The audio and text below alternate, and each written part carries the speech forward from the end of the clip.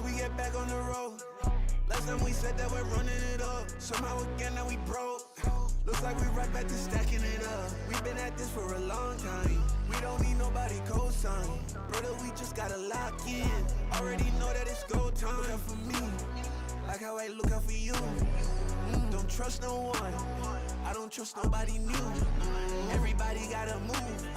You gotta watch how they walk in. I don't got nothing to prove. You better watch how you talk to me. I don't wanna crash out. That's why we don't got yes, out. sir. Always on that young shit. All of my niggas on go. Yes, sir. Yes, sir. How we feeling? How we feeling? How we doing, man?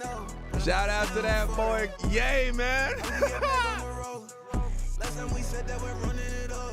That boy Kanye crashing out, dog. Got this hot tea.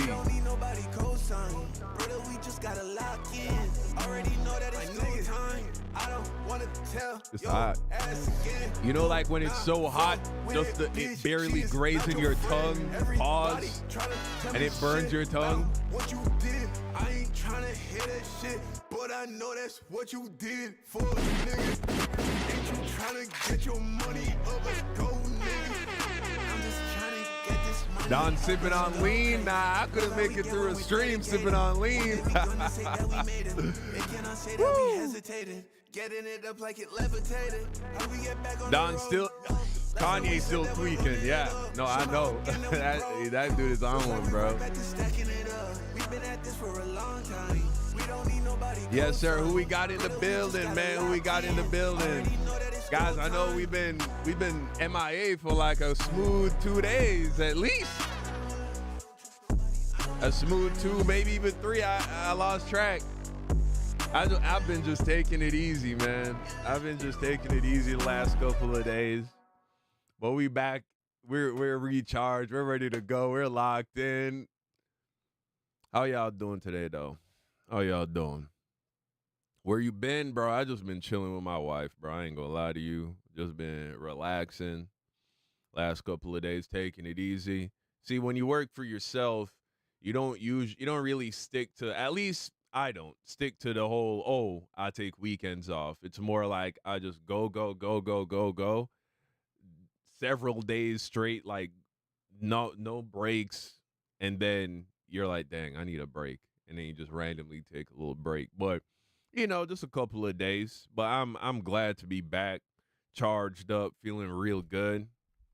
Today's your birthday. Happy birthday, Deji. Mr. Consistent, where he at? He right here. Perfect. He's right here. You know what I'm saying? But everybody got to take a couple of days off every now and again. Was I sick? No. Not at all. Just really wanted to take a little break. Back on the grind, stack up that bread. Exactly. Yes, sir. Shout out to Michael. He says, I'm the same, bro. I have my own business. Stack it up for some time and then spend time with my girl and my boys. I feel you. Exactly. So Illuminati had Don thinking for a minute. Shout out to So Illuminati, man. Don, you got a dog? I do not. I'd like a dog at some point, but not right now. With these, our hands are so full with the babies, bro. We got a 5-month-old, a baby that's about to be 2 years old, and a baby that's about to be 3 years old. We got too much already, and they are a handful, trust me. Didn't you have a dog in the past? I did have a dog in the past. I've had a few dogs in the past.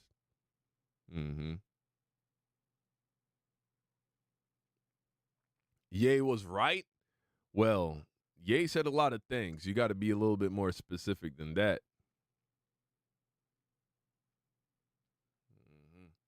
Yeah, man, Kanye crashing out in the worst way, bro. Listen, Kanye doesn't know what the fuck he's talking about. That's the first thing you need to understand. You don't know what Kanye's talking about. You have read, I'm generalizing here. I'm sure there are some people who are actually very informed. But let's keep it a stack. I haven't well, I've read some of Mein Kampf. But most people haven't actually studied any of the things he's talking about. You watch a few YouTube videos, you tuned into a Nick Fuentes or a Sneeko or a Myron stream a couple times, and you think you know everything there is to know about the history of, you know what I'm saying, the Jews, this, that, the Holocaust. You know all of Hitler's positions on things, bro. You haven't read Mein Kampf. You haven't read any in-depth books on the history of World War II and exactly what the Nazis were standing for and what they did. You haven't read the history of the Jewish people. And you know what I'm saying? It's like, bro, you don't know shit. And that's fine. Life is too short and there's too much shit to do for us to be well educated on everything. But we got to be careful, bro, not to jump off any deep ends, not to just like, oh yeah, this is for sure what it is. If you have not studied it, if you don't feel like you could go and give a lecture to like at Stanford, a high level university on a topic, you don't understand it, bro. You don't know it. So, you know what I'm saying? It's cool to just look at shit from a distance, but I know Kanye don't know what the fuck he talking about, bro. You know what I'm saying? Think about people who know what they are talking about. Do they yell at the top of their voice? No, they don't. Dudes who are experts in a field, they speak very matter of fact and calmly with well-constructed points and arguments, and have a lot of data. They use a lot of data, use a lot of information, draw on history, point to very specific events. You know what I'm saying? That's what really experts in a field do. They don't just like all caps, machine gun random tweets about what? Dr. Umar knows what he's talking about and he yells? Well, you would have to be more specific. I'm sure on some things Dr. Umar knows a lot about what he's talking about, but a lot of times it feels to me that Dr. Umar is just pulling that shit out of his ass, personally. You know what I'm saying? And, I mean, is what it is. A lot of us do that, though. Okay, all right. Yeah, Ye was right about the MLK speech. What did he say? I heard some about him saying that the Jews wrote his, speech. Okay. Evidence and relevance, please. That's my next thing. I'm not going to say it didn't happen because I don't know. I haven't studied this stuff, but I would like to know the evidence and the relevance. Okay. Let's say a Jewish person did help Dr. King craft his speech. Is there a problem with the speech? Do you have a problem with the idea that all men are created equal and we should have a nation where a man is judged by the content of his character and not the color of his skin? Is that the evil, bad Jewish rhetoric that we all need to, like, you know what I'm saying? Well, what exactly is the problem here with Dr. King's speech? If anything, from what I remember about this speech, isn't that a positive for the Jews if the Jews had anything to do with that? It was a good speech, bro. The I have a dream speech is a goated W speech with a lot of great points. Real good ideology behind that.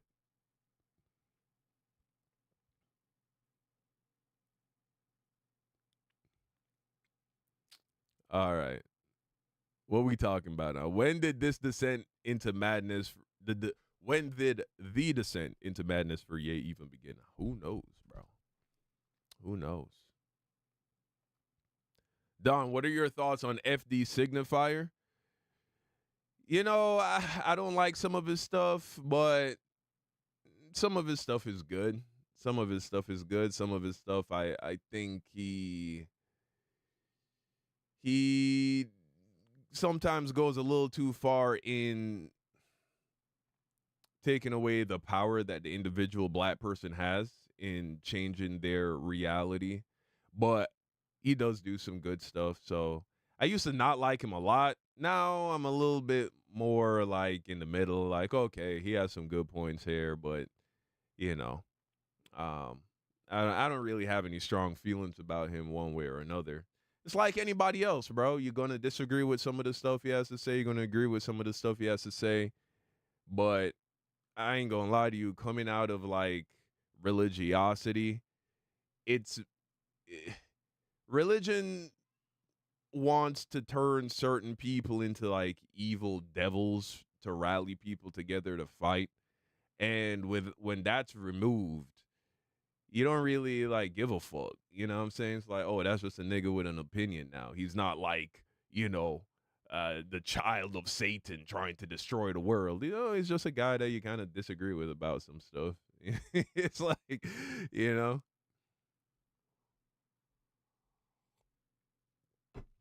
Mm. But yeah. All right, big bro. Michael says, Donna, I appreciate your switch to intellectual humility and honesty. It's refreshing in a world full of false, certain, and dogmatic voices. Yeah, bro. I mean, it's one of the best things that's ever happened to me in my adult life.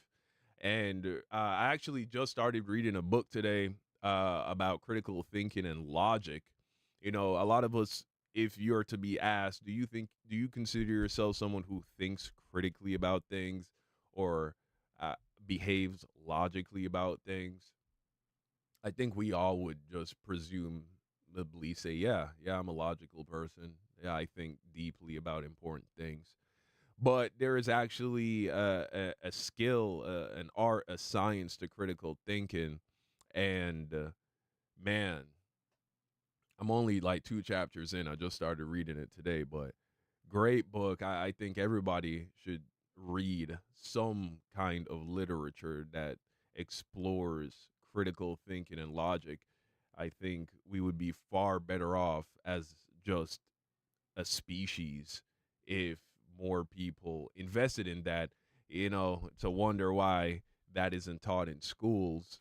But again, for whatever reason, seems like schools aren't designed to equip us with the most fundamental and basic skills that would help us in life, whether that's how to do your taxes, whether that's critical thinking, whether it's, I mean, school does do a pretty good job at teaching us some things, but there are some things that, man, yeah, we need to reform the education system, that's for sure.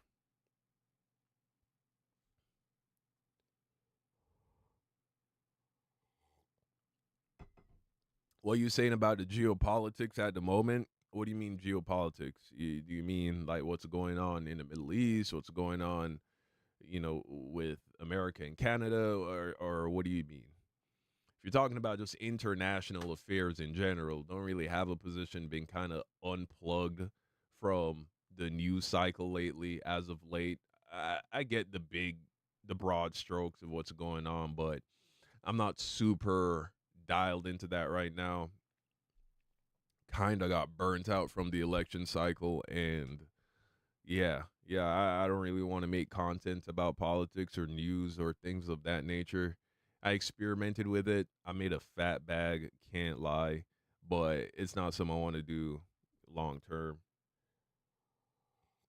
I will probably talk about politics again though next election cycle. I ain't gonna lie to you. That was some easy fucking money, bro.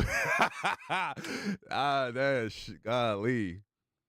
There are dudes who started YouTube channels in that political cycle and built like hundreds of thousands of subscribers and all that. All right, Nile with the 5 piece. You inspired me to start reading. Got a Kindle last week and I love it. Currently reading Black Fortune. Amazing, bro. Amazing. So happy to hear that. That's one of the greatest things you can do for yourself. Reading is exercise for your brain. You know what I'm saying? So just as important as it is to work out your body, you got to work out your mind, challenge your ideas and all that. But without further ado, guys, let's go ahead and start reacting to some shit. Let's react to this whole Kanye West situation. All right. Yeah, if you're a political channel, you can never fall off since politics is relevant every single day. Yeah, bro, it's a easy bag. There's a lot of money in it. It's just so toxic, though. It's so toxic. It's so negative. I just couldn't. I just can't do that, bro. Like every day, I mean, it's. I don't know, man. I couldn't do that. All right, Don, what you think about day trading? I don't know anything about day trading. If that's just day to day trading stocks, I know nothing about it. But if there are if there is a group of people that is successful at it, then you can be successful at it. That's my position. You know what I'm saying? So yeah. All right, seeking the one saved. I think you will come out of belief in 2 months, just like you came out of other false beliefs. How far off base am I?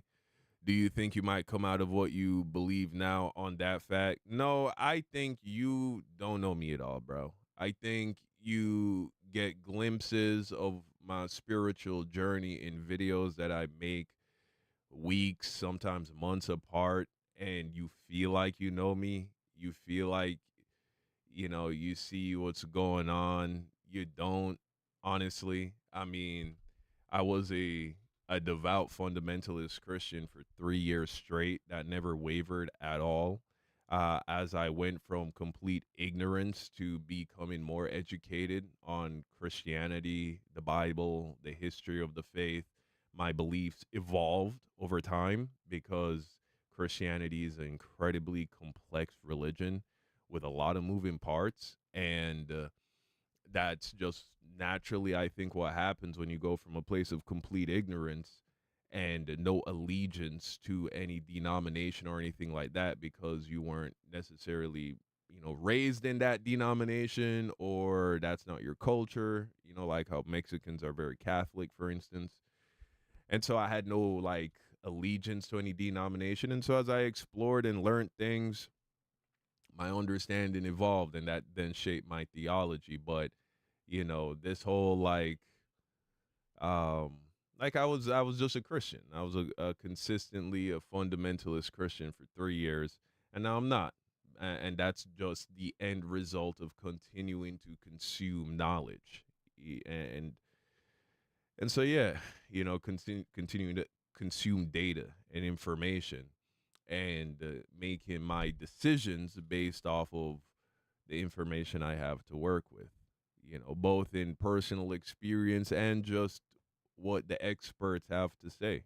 The experts in the field of biblical studies and New Testament scholarship and all of that, based on what they have to say, I can no longer continue to be a fundamentalist Christian for the same reason I no longer can believe in other things as well. I was going to say something specific, but because I love and respect religious people and Christians dearly, I'm not going to make the comparison out of respect. But, it is reminiscent of other things I believed in when I was younger that I no longer believe in because I got more information. That information would have to be debunked, but unfortunately, much of it is just fact. It's just discrepancies in the text. It's historical fact, like history. That's a beautiful thing about history, is that it never changes. You know what I'm saying? Um, the past is, for you know all intents and purposes, set in stone. So,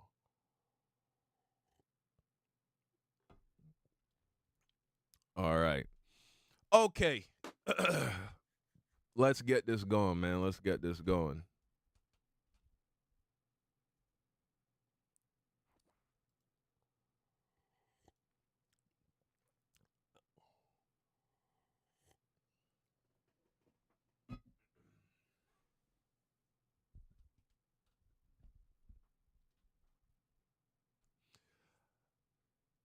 Let's hit the record button. Cool. I almost forgot that.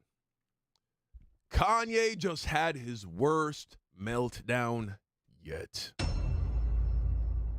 Ye's off his meds again. Couldn't get any worse. Here comes Kanye West. Now, just when you thought that it couldn't get any worse, here comes Kanye West with a surprise. Kanye just had his biggest meltdown yet and is currently going viral for saying a lot of very dumb things like free P. Diddy. He also went off on Jewish people again. He praised Hitler, said he was a Nazi, and dropped... Now, who's defending Diddy, right? There are a lot of people who are trying to defend Kanye. How do you defend free Diddy?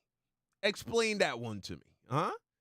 Diddy merch while he was at it. This man is completely losing it, and obviously he's very hungry for attention, so, you know, let's give that attention to him, shall we? Definitely got a lot of shit on my mind about this topic. Just the other day, we spoke about the stunt at the Grammys involving Kanye's wife stripping herself of her clothes, something that Kanye ended up defending in this recent Twitter rant. The guy's going off the rails, and honestly, whatever was left of the man we once knew as the genius, that man is completely gone. Let's go over what he said so far, and just for the record, I'm not going to be able to go through all of them because, you know, as I'm recording this right now, he's still putting up tweets like every 2 minutes, and honestly, I just can't keep Yeah, up this with man, that, bro. he's I got a still life to live, tweeting. okay? All right, guys, so let's actually go through At the end of this video, let's go ahead and look at the latest stuff he's been tweeting.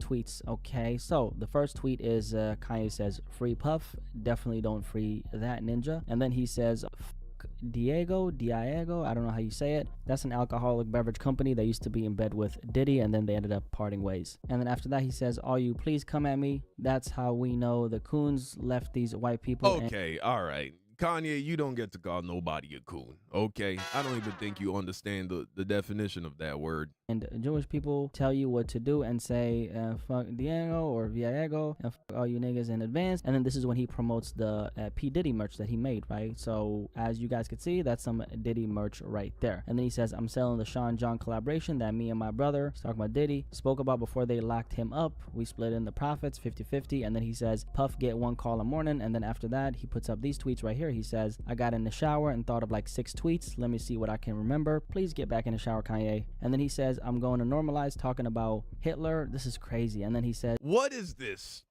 bullshit anyway? This whole obsession with Hitler that has arisen within the last couple of years.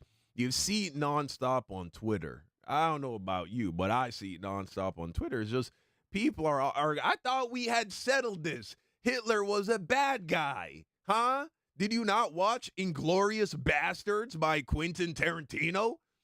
Didn't we settle this? Hitler is a bad guy. Why is anybody confused about that? as the way they talking about killing niggas has been normalized. And then he says, Hitler was so fresh. This nigga. For all you blacks, by the way, that are pro-Hitler, Hitler hated black people, just so you know, right? Go ahead and read Mein Kampf. Read a little bit of that. Now, I haven't read all of Mein Kampf, but I read a book that was an autobiography of, no, not auto, a biography about Hitler. Autobiography is when you write it yourself. Biography is when someone else writes something about you. And, yeah, man, it breaks down how he had three tiers, right? He had the Aryan, the master race. He had the mediocre races, and then he had the subhuman races. Blacks, at best, would have been in the mediocre race in Hitler's eyes. And they were meant to work for the Aryan race. All other races were to be subjugated to the Aryan race. So if you were living in Hitler's world right now, black man that is pro-Hitler because you think it's edgy on Twitter and you've been convinced to hate Jewish people, you can't show me any evidence that Jewish people have done anything to you any differently than anybody else in your life. You know, if you were living in Hitler's world, you would be a subservient slave to the master race as well. Maybe you wouldn't have gotten cooked in an oven, but you would be serving white daddy. You know what I'm saying? So stop with this cringe, like, weird shit, bro. Like, stop sucking, paws. Get off Hitler's meat, bro. This dude was a bad dude. He was a bad dude, and he was stupid too. Like, if you read his book, he writes at the level of like a 10th grader. He's not an impressive intellectual or anything like that. He was just a charismatic person that found a way to rally people who were, down bad in the worst way after World War I. And, the German economy was in the fucking toilet. And people wanted a group to hate. Anti-Semitism was very popular at that point in time. There's always a group, right? There's always a group that people gotta hate right now. You know what I'm saying? It's the Muslims, it's the Jews, it's the immigrants, it's the blacks, everybody got to have an enemy, bro. That's how this shit works for humans. This is what we do. And so you combine all those things together. One thing I will say about Hitler, he was a phenomenal speaker, right? He was a great speaker, was very charismatic, he was very good at getting people to listen and getting people charged up. If you ever go and listen to any of his like speeches in English, I have done that where they translate what he was saying. And, I can see why low information people who are down bad got behind the guy. But yeah, man, anybody celebrating this guy just does not know history at all. Crazy. And then he says, call me Yadolf Hitler and you still wanna fuck. Okay, I can't take this anymore, bro. And then he says, I love cutting the grass every couple of years, 3 devil emojis. And then after that he says, just for clarity, they're trying to make an example out of Puff. Me and my brother had our issues, but these white people trying to use Puff to scare niggas. I'm neither scared nor brave. This is scare people about what exactly? What are they trying to scare niggas about using Puff? Oh, don't have wild sex parties with minors and drugs. Yeah, that's probably a good idea. Just me, he says. And after that he says, I just found out that Puff is not a... Guys, is the microphone low? Let me know. Someone says the mic is low. It might just be your audio, dude, but...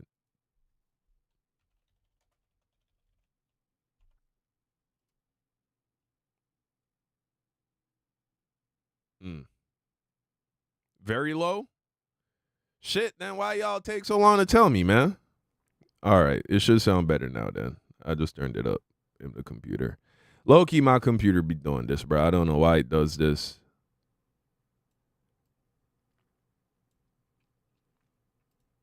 Sounds better now, right?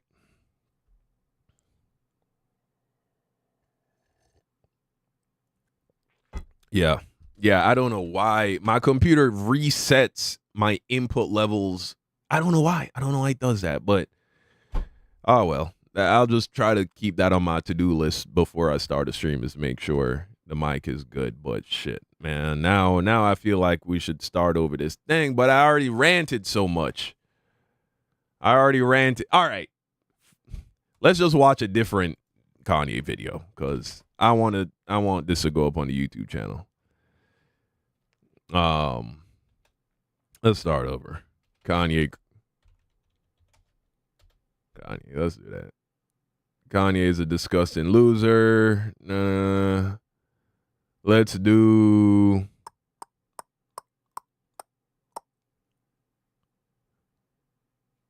We can either do Sean C or we can do Maury. Who y'all want to watch? Y'all want to watch Maury? Or y'all want to watch Sean C?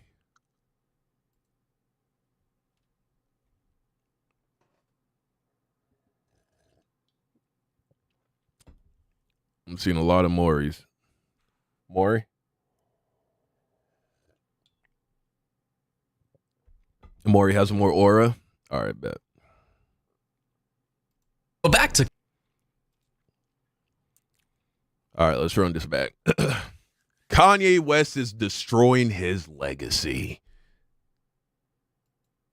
Well, back to Kanye now. Like, let me be honest. Kanye, I honestly believe, is a gigantic troll. He's a contrarian. He's a provocateur. So like I said in the beginning of my last video, the Bad Baby video, he uploaded a... Get the fuck out of here. This is not real, bro.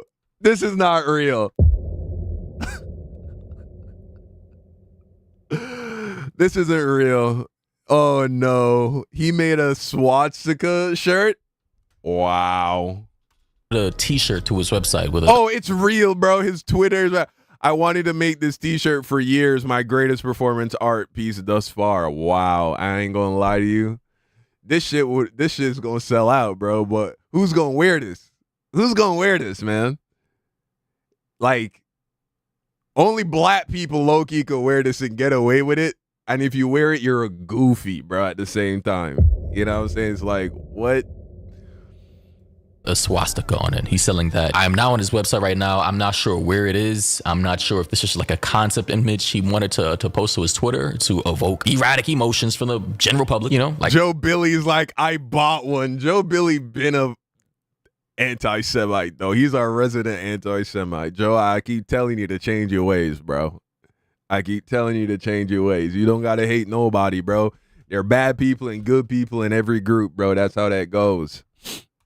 I said, he wanted to troll. He wanted to be a provocateur. It doesn't evoke erratic emotions from the... This is like a concept image he wanted to post to his Twitter to evoke erratic emotions from the general public. You know, like I said, he wanted to troll. He wanted to be a provocateur. It doesn't seem like it's actually on his website, though. He does have, you know, the political t-shirts, White Lives Matter, White Lives Matter. You know how people feel about. That's crazy. That's crazy.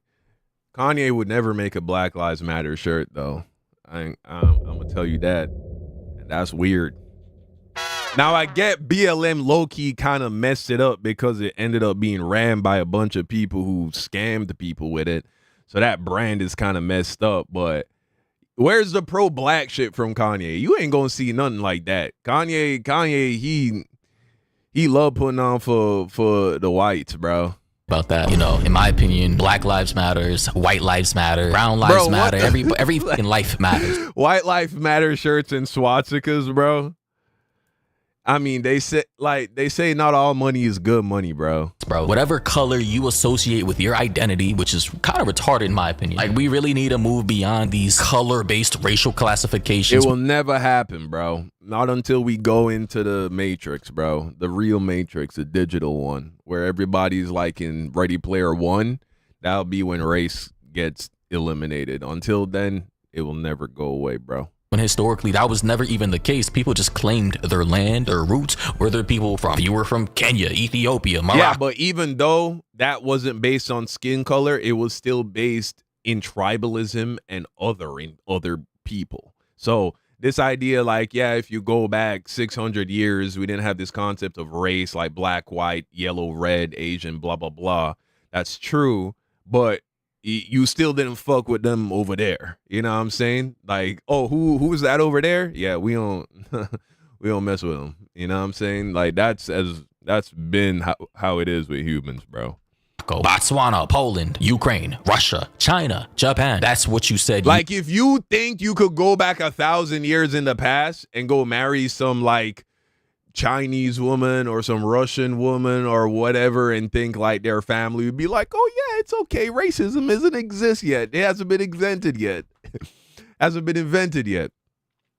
You're wrong, bro. Yeah, you were or are not some bullshit brown. I'm brown. Like, bitch, there are billions of brown people all over the world. Can you at least tell me what variant of brown you are? Like, bitch, what? Shit is so annoying anyway. Because I'm not about to get into a tangent about modern racial classifications. In any case, yeah, Kanye, he's tweaking. You know, within the last 24 hours or so, Kanye's made like 100 different tweets. I don't even know if I can read all of them or go over all of them, but I mean, I'll try. Here we have this one that was limited on Twitter with the tag visibility limited. This post may violate X's rules against hateful conduct. So bro, Elon Musk hates Jewish people, bro. This man just lets any anti-Semitic thing slide, bro. But if you dare question his gaming abilities, prepare to be banned. I gotta be careful with opening this. Hey man, I don't know what the fuck I'm about to see, but hey. He said, yes, I work with gay people and still use the word fat. Any gay person that works with me and gets mad at me using the word fat is a fat. Kanye said, F Virgil, right. You know the only thing worse than effing for money, effing for free, I pay N-word. F Virgil is crazy, bro. Oh my goodness, this man is off his medicine. And B words to laugh at my jokes, never meet your heroes. He said no rich N-word is truly funny. Being funny is for broke N-words who want to distract you from the fact that they broke and trying to get B words to F you for free. I say whatever the F I. Is there any legitimacy in that? People are like, yo, Kanye's spitting some facts.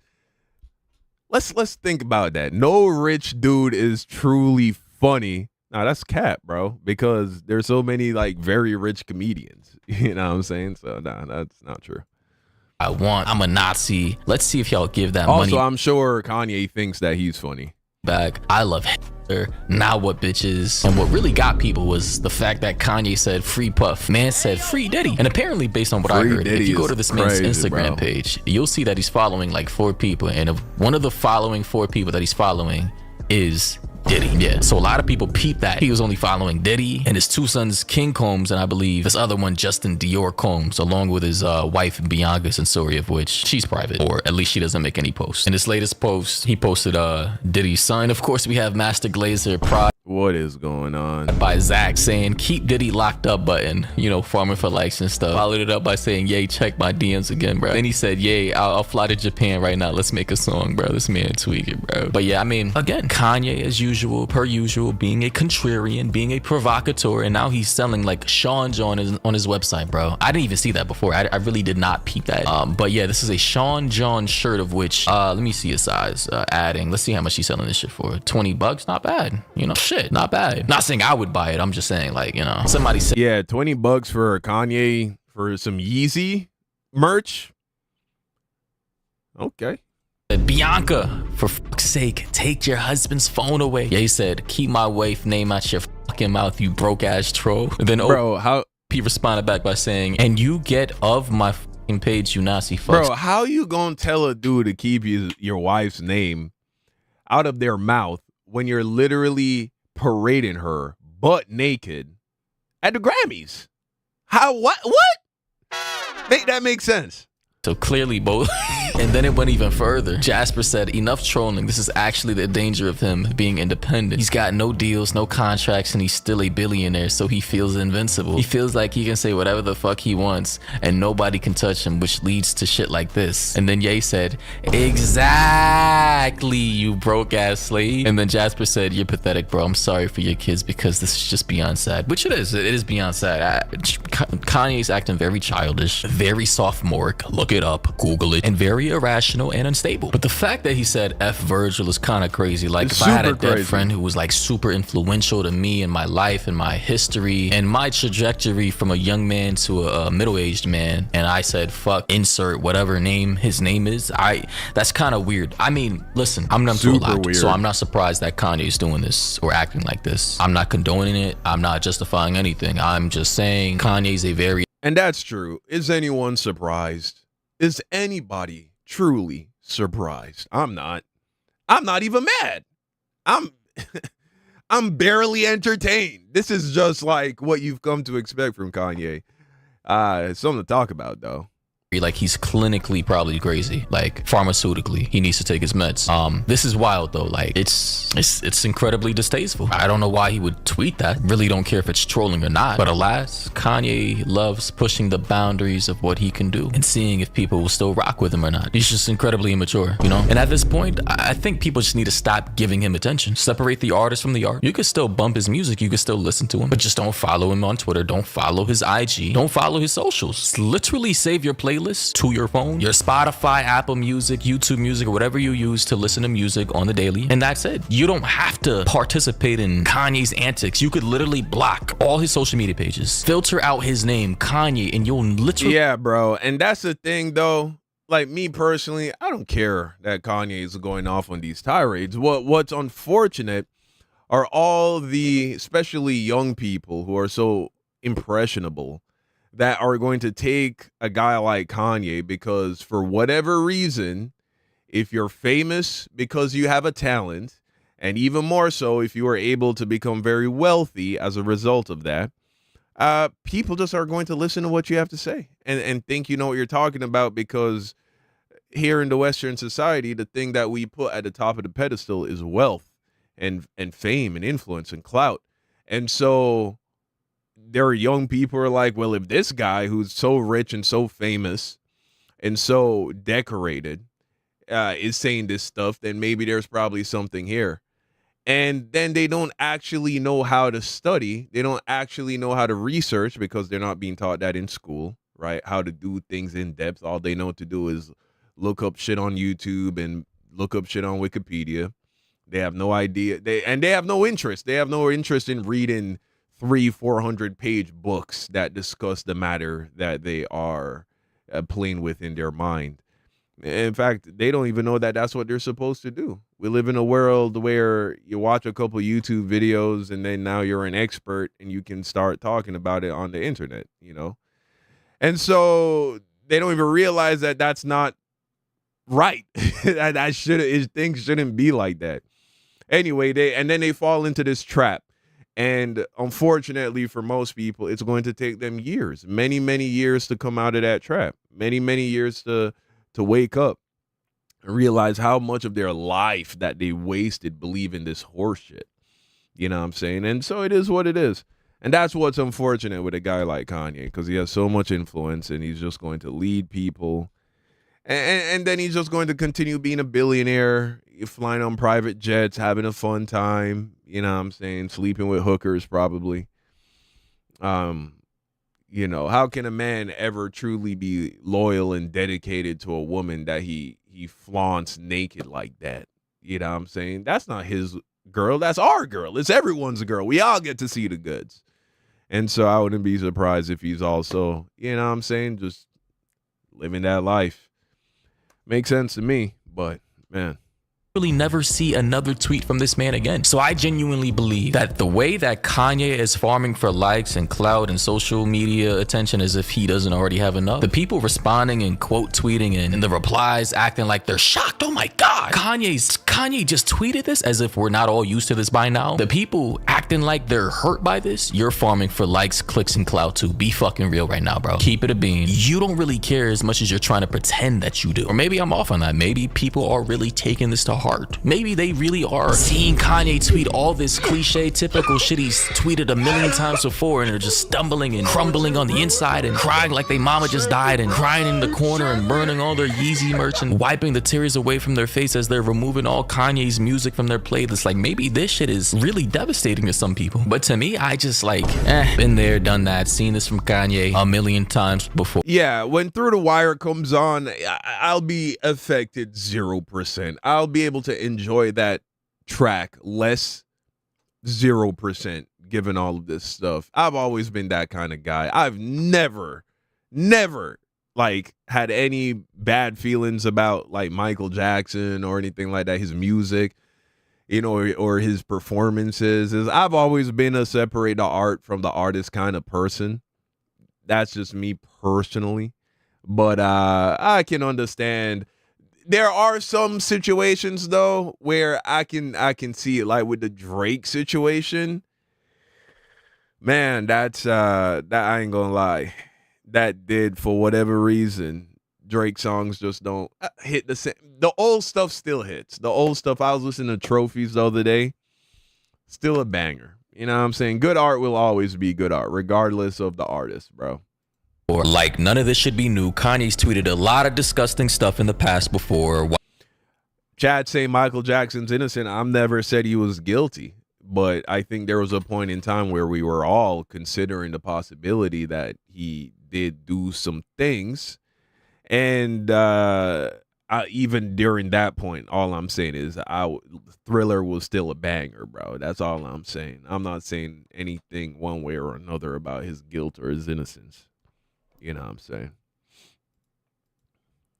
None of this should be new. Kanye's tweeted a lot of disgusting stuff in the past before. Why are we acting shocked and surprised now? And it's unfortunate to say that I'm not surprised that he said fuck Virgil either. Virgil Abloh, who was once, I believe, the brand ambassador for Louis Vuitton, started out with Pyrex clothing brand I used to wear when I was a kid, and worked his way up on into being a fashion mogul for places like Adidas and hypebeast brands like Bape and Supreme and Adidas. You know, speaking on Virgil like that when he's been passed away, and I don't know if he had beef with Kanye or anything like that, but this is just completely random. It is very disgusting. I'm not gonna lie, considering they were supposed friends or at least colleagues in the industry. Don't know what's going on through Kanye's mind right now to tweet something like that. But again, this should not be shocking. This is to be expected from Kanye. So all in all, business wise, certain people like Kai Cenat, he's saying that he was supposed to collab with Kanye. I believe he met him at the Grammys or whatever, and probably did some deal with him, and now, you know, given the last 24 hours of Kanye's antics, the collab Kai wanted to do with Kanye is likely not going to happen. He basically said, elephant in the room. I seen the tweets, my nigga. I seen the tweets, bro. I seen the tweets. I don't know what's going on, bro. I think it's GG's. Hey, look, I think it is GG's. I don't know, bro. I don't know. I think, bro, It's crazy, bro. Yeah, it is crazy. Honestly, bro, there are bigger things in the world to worry about, bro, aside from Kanye's tweets, of which he's obviously trying to elicit and garner attention from. This is the same old, same old. Yeah, man, not surprising. That's just the move when you're as big as Kai Cenat. You know what I'm saying? I mean, you don't even got to be as big as Kai Cenat. It's just like, dude, this guy is just toxic. You know what I'm saying? He's so unpredictable too for a dude that's pushing 50. You know what I'm saying? Just imagine your father acting like this, guys. I don't know how old your dads are, but I imagine they're somewhere, if you're watching my stream, between their late 40s to early 60s, right? Imagine your dad behaving like this. That's the age range Kanye low-key is in. He might be a little younger or a little older, depending on how old you are. But that's insane, bro. Oh, I don't know why people keep falling for it. Why can't he just act like an adult? Thoughts and opinions down below. Feel free to feel however you want. I'm not trying to dismiss anybody's emotions or how they feel about this. I'm just saying you shouldn't be shocked. Kanye's been acting like this for the better part of a decade. I mean, come on. But yeah, follow all links down below. Discord, Instagram, Twitter. You already know what to do. And until next time, everybody, stay safe out there. Yeah, man. So let me know what you think in the comment section down below. I mean, this is not the end for Kanye. Let's be real. Anybody who is still a fan of Kanye West, like, given all of the things that have happened within the last few years, this is just par for the course. This is no different than what we're used to. You feel me? So let me know what you think in the comment. Oh, actually, I shouldn't have did that.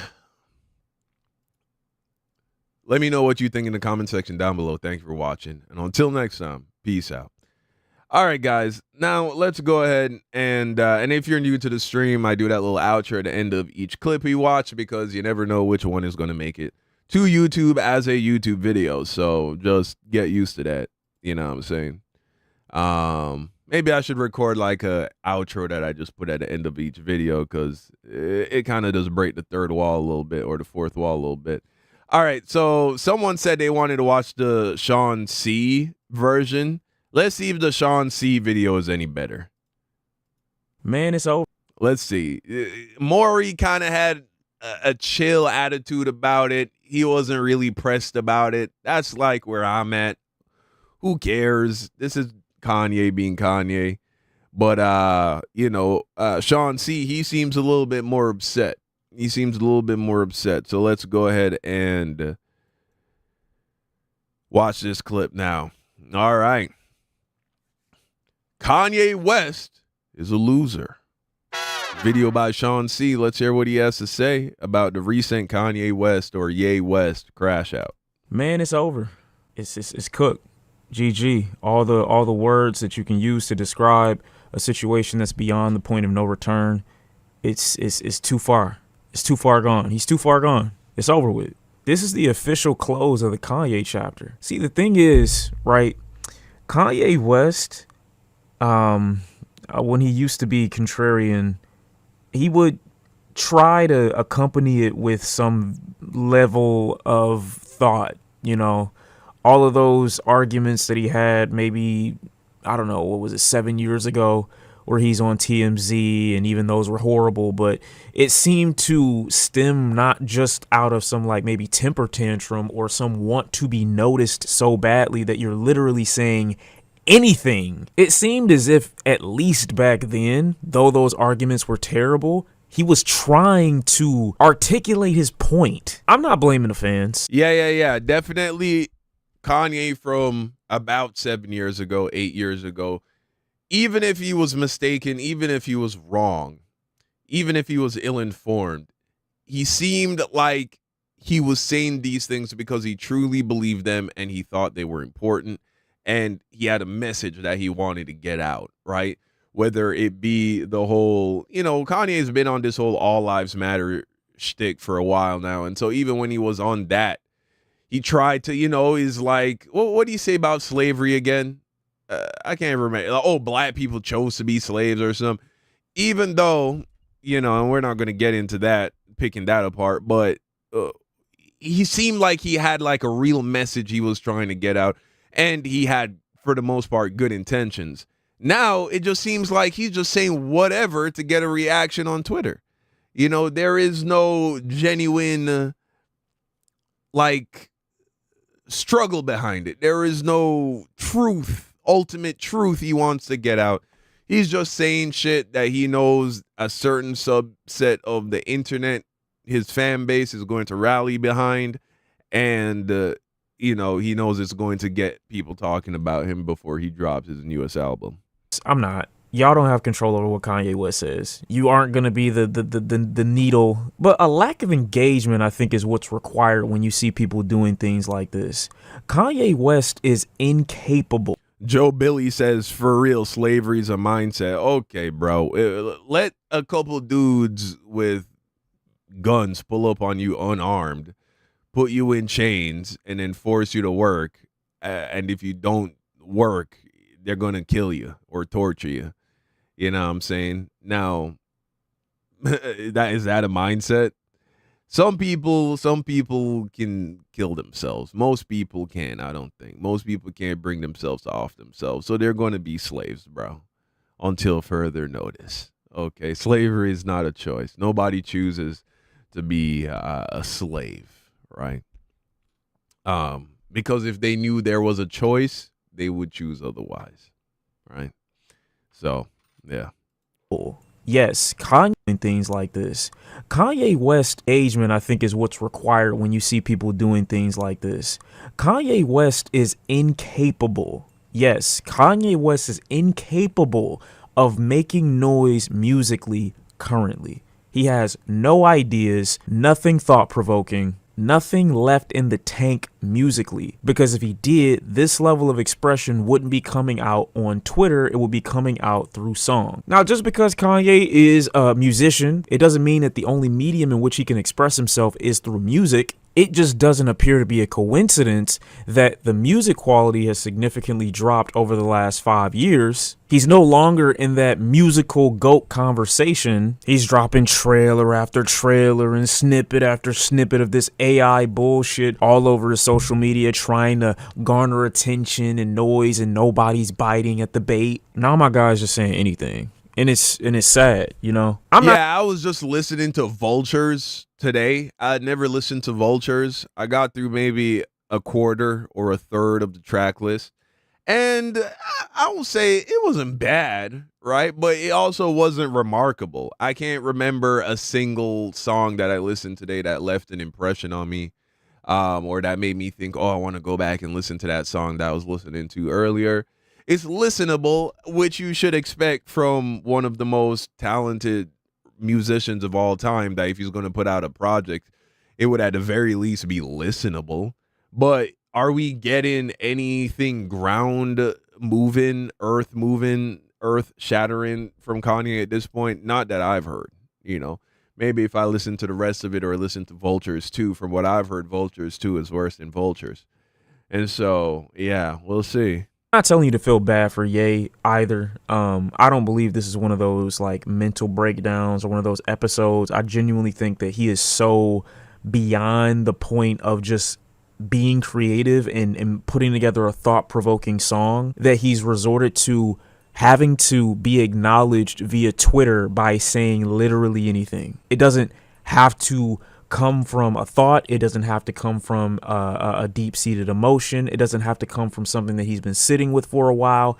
Anything. It's basically Kanye's rage bait. That's it. He wants attention. He can't get it through music because, for whatever reason, I'm not going to say he's not talented enough to produce records that would get people talking, but he hasn't done so over the last 5 years. People that aren't hardcore fans, his genius, quote unquote, has not been acknowledged to that extent musically. I'm not saying that people don't still like his merchandise, but the allure of Kanye West clothing doesn't seem to be as hype as it was 5-6 years ago. So when no one's talking about Kanye or bro wants some attention, what does he do? He pops out to the Grammys with his half-naked wife. Definitely feel free to correct me if I'm wrong, but I don't remember the last time Kanye West went to the Grammys. When an NBA player wants to be acknowledged, he performs well in his games. When a producer wants to be acknowledged, he shuts his whole ass up and makes some drums. When a chef wants to be acknowledged, he goes in the fucking kitchen. But when a creatively self-neutered Kanye West wants to get attention,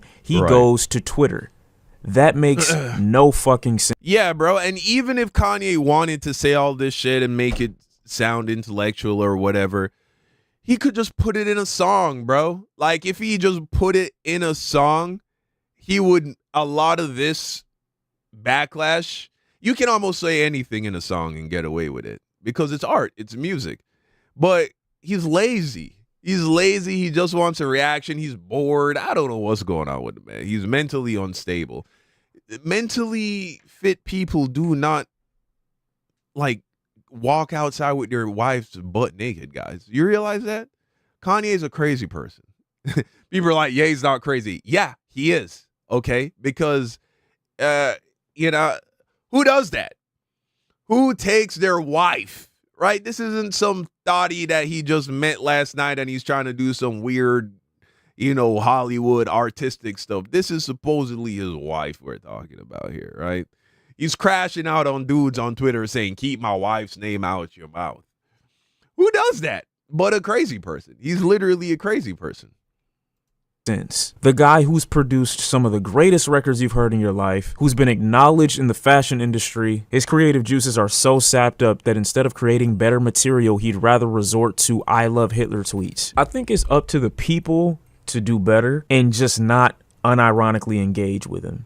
I've seen people on Twitter trying to argue back and forth with Kanye West in this moment. He doesn't give a fuck what you're talking about. He just cares that you're engaging. He just cares that people are seriously trying to dismantle his points. There are no points. There's nothing you have to argue against. He doesn't care what's coming out of his mouth, and neither should you. But these should be reasons why you should rescind support. These should be reasons why you should look at Kanye West and be like, damn, you're that drained creatively that as opposed to making better art, you'd rather tweet in order to get attention. How sad, how little, how low. You're saying fuck Virgil. Dude. That's crazy. I can't even take you serious. Now, Sean does sound a little too mad for my liking. I don't think anybody should ever get this mad about another nigga just for whatever reason, unless he affecting you personally or your family personally. It's a guy on the internet, you know what I'm saying? So what you getting your undies in a bunch for? But I understand, you know, I'm not going to tell you to stop listening to Kanye. I'm not going to tell you to unfollow Kanye. When I say stop listening to Kanye, I mean his music. Don't listen to what he's saying. He doesn't know what he's talking about, guys. He's literally made an album called College Dropout, right? And now can you be very educated and not have formal education? For sure. But that's not Kanye. Let's be real. When's the last time Kanye's read a book? Probably been years, okay? From cover to cover, probably been years, if ever.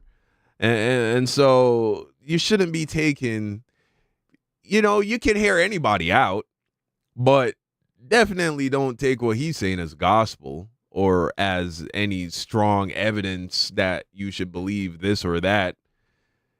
Because what made Kanye rich is music and sneakers, guys. That's what made Kanye rich and influential. Music, 808s, and sneakers.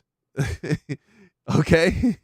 Everything that I've had to say about Kanye West has not changed. I could apply the exact same things I said about Kanye in a video from 2, 3, 4 years ago and apply them right now, and it would still fit. Nobody needs a monologue or a video essay to tell them that the things that Kanye West was saying are unforgivable, irredeemable. You shouldn't say these no words. But Kanye exists currently just in opposition of what people think so that he can garner attention. That's it. The music has been scattered, unable to speak for itself or prove itself for years now. And I think it's up to his fans to genuinely just reach a breaking point. How far are you willing to go? How much are you willing to be pushed? What more do you need to see? What more does he need to say? The line in the sand has been drawn. You either gonna be on one side or the other. And you can't tell me. Hey, shout out to Tony Jones, man. Hey, Dom, it's been a while since I last donated. Thank you, bro, for your generosity. Can you react to the failures of diversity hiring by think before you sleep? Yeah, I can put it up on the list. Thank you for your contribution, bro. In the sand has been drawn. What more does he need to say? The line in the sand has been drawn. You either gonna be on one side or the other. And you can't tell me that Kanye West is putting out anything for you to dive onto his side of the sand for. That's the fucked up part about a lot of people that are fans. You don't even have anything to currently attach yourself to. Nothing recent that he's come out with that you would need to say, nah, I can never let him go. Ain't none of that he made graduations, bitch. That was 2007. It's almost 20 years ago. Let it go. That's insane. Hey, bro, you niggas gotta move on.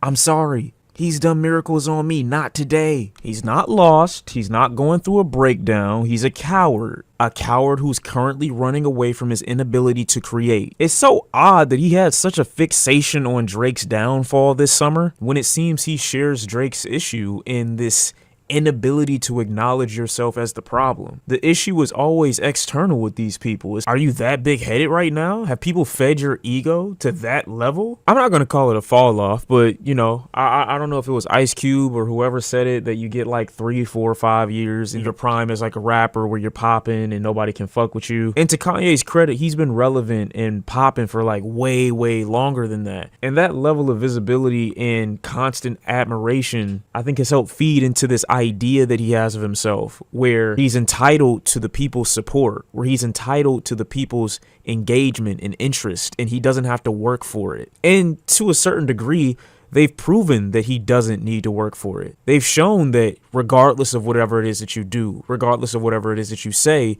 I'm going to listen to that next album. I'm going to listen to that next body of work. I'm going to tune into your next musical endeavor. I'm going to buy your merchandise. I don't care what you say on Twitter. I'm still going to support. And don't get me wrong. I know there are fans. There are diehards. There are people that are lost in his sauce. I get it. But Kanye West has not dropped a piece of merchandise that you would need to buy since like 2020. How many of y'all still use your stem? Where do you take it? You don't feel like a loser? That's the MP3 version of an Apple Watch. You're a loser. I just don't think it's too much to ask or to demand as a fan. I can't listen to an artist that does this. And it's not like this is they don't take their trash to the front on Monday, or he didn't wash his hands that one time he left the bathroom. Still disgusting, by the way. I see a lot of you niggas. Is not being a Nazi apologist too much to ask? That's kind of about all I feel. Y'all let me know where you have in the visual. Yeah, man. Look, I don't care personally. I just don't. My heart goes out. We're slowing things up when people buy into a lot of the rhetoric that's coming from these people, man. It's a very unenlightened, unintelligent, uneducated position. It doesn't profit anybody anything. I mean, even if it were all true, even if they want to, it doesn't matter. It doesn't matter from the point of view of, if you read, let's say, the Dictator's Handbook, where it talks about how power is maintained and how power is transferred and all of that. All of this, this bellyache. One, it's racist, right? It's not like all of the people that are a part of this group, right? Jewish people, Jews, whatever, are in on this conspiracy that you are so certain is going on. Fine, you believe that there is this conspiracy going on. It's not all of them. It's not most of them, right? And so this rhetoric that just demonizes the whole group, it just others these people and creates a group of people to villainize. And then, I mean, that just creates more hatred, and more hatred begets violence. I don't think people saw the Holocaust coming, bro. I don't think people actually thought that was going to happen. People didn't see the Civil War coming here in America. People don't see this shit coming, but then when it gets here, it's like really fucking serious and really bad, and people go really far. And human beings are depraved creatures, bro. humans are sick, dude. And the lengths that they'll go to. I mean, you take a look at these Nazi soldiers that were killing people, right? By the millions. I mean, dude, a lot of them were just regular guys, bro. Regular dudes had regular jobs. Bro was a barber, and now he's, killing the allies, right? Ally soldiers, and torturing Jewish people. Yeah, man. It's bad. It's bad, bro. So I just hope people don't get too wrapped up in this shit, bro. In all of this, like, hating other people.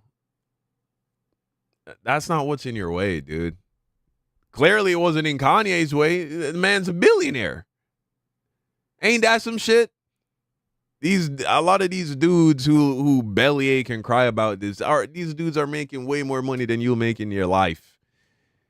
You know what I'm saying? They probably do more business with actual Jewish people than you do, ever. Yet they got you press about Jews, bro. Or this group or that group. You know what I'm saying? Like, bro, just mind your business. You know what I'm saying? Work on yourself. Focus on yourself and on your issues. Strive for your goals. That's it. You know what I mean? Oh, boy. But, hey, people need shit to do, bro. That's all this is. It's just something to do. But, all right. Let's react to some more stuff. Let's see what we want to react to now. All right, let's react to this video about Jack Black.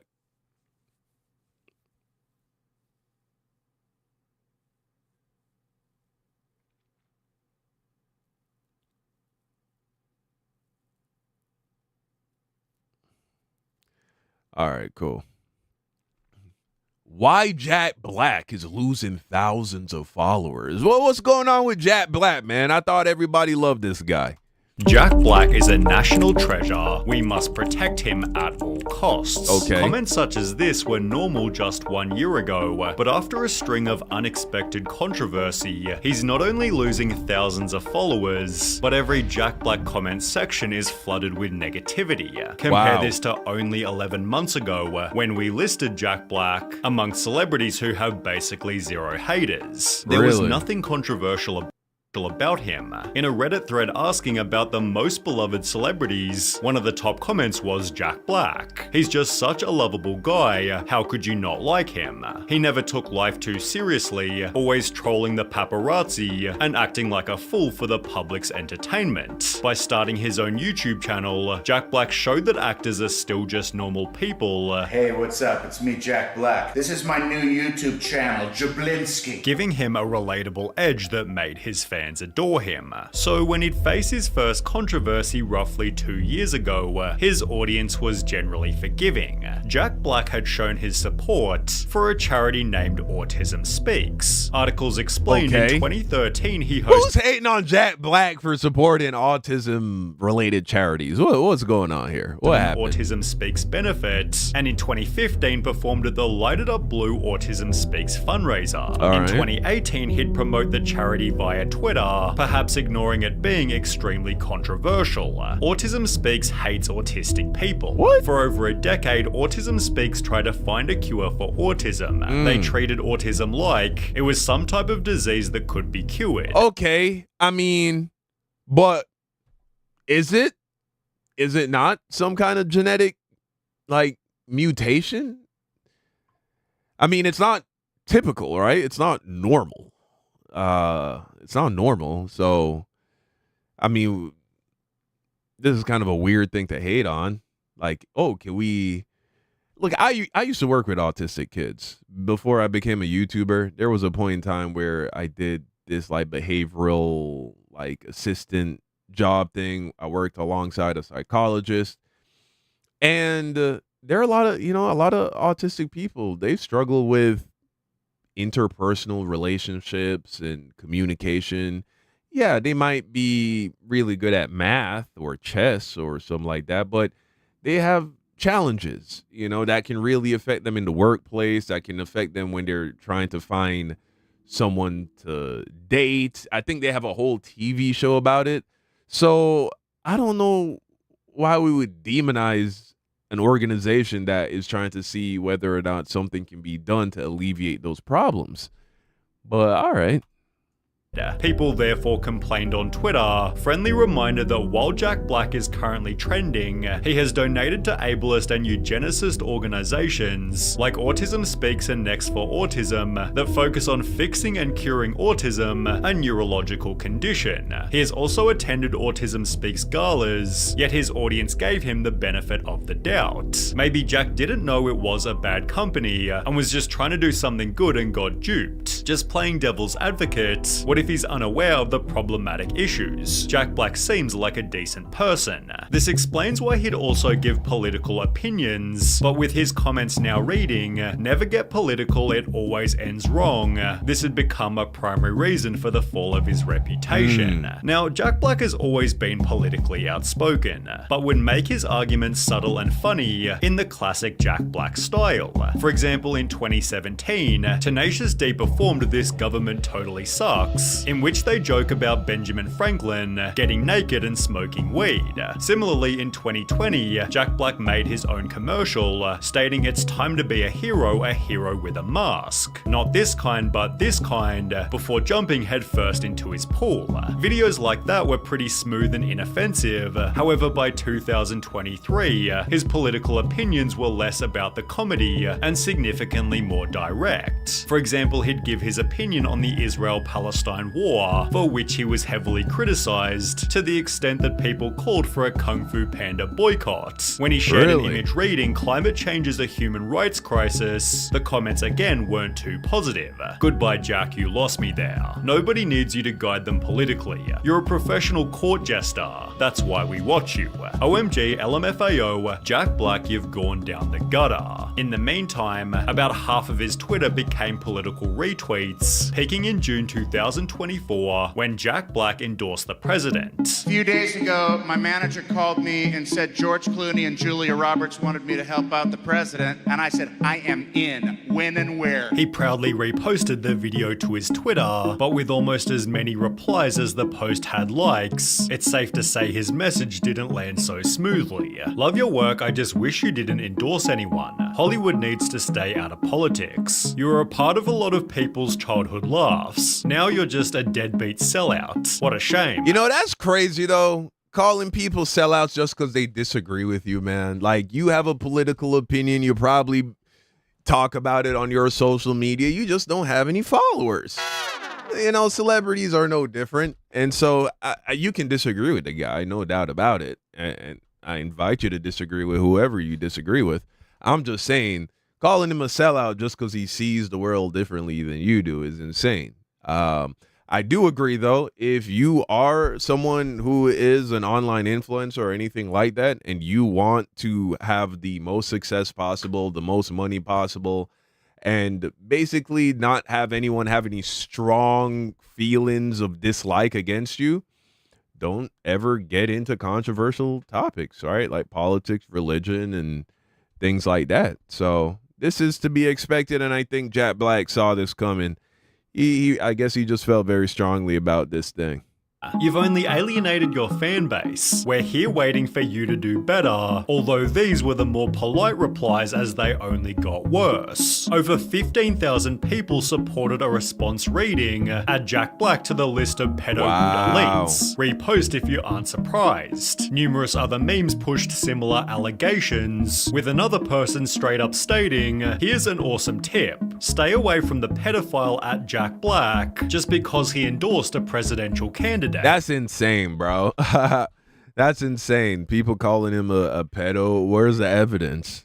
A different fan expressed, I'm so beyond saddened by this political shilling. The word disappointing isn't strong enough, and I just attended one of your recent Houston shows. Well, never again, Jack. And in a poll asking, have you lost all respect for @Jack Black, 85% responded with yes. The poll was likely somewhat biased, but still for the first time ever, Jack Black was losing followers. However, However, this likely wasn't a massive concern, as he was busy with something else completely. Tenacious D, Jack Black's band, had been traveling the world on their Spicy Meatball tour. They'd been through North America, all across Europe, and had landed in Australia just 24 days after Jack's presidential controversy. They scheduled their second show in Sydney for bandmate Kyle Gass's birthday, celebrating on Instagram before the show started. This continued into the band's performance,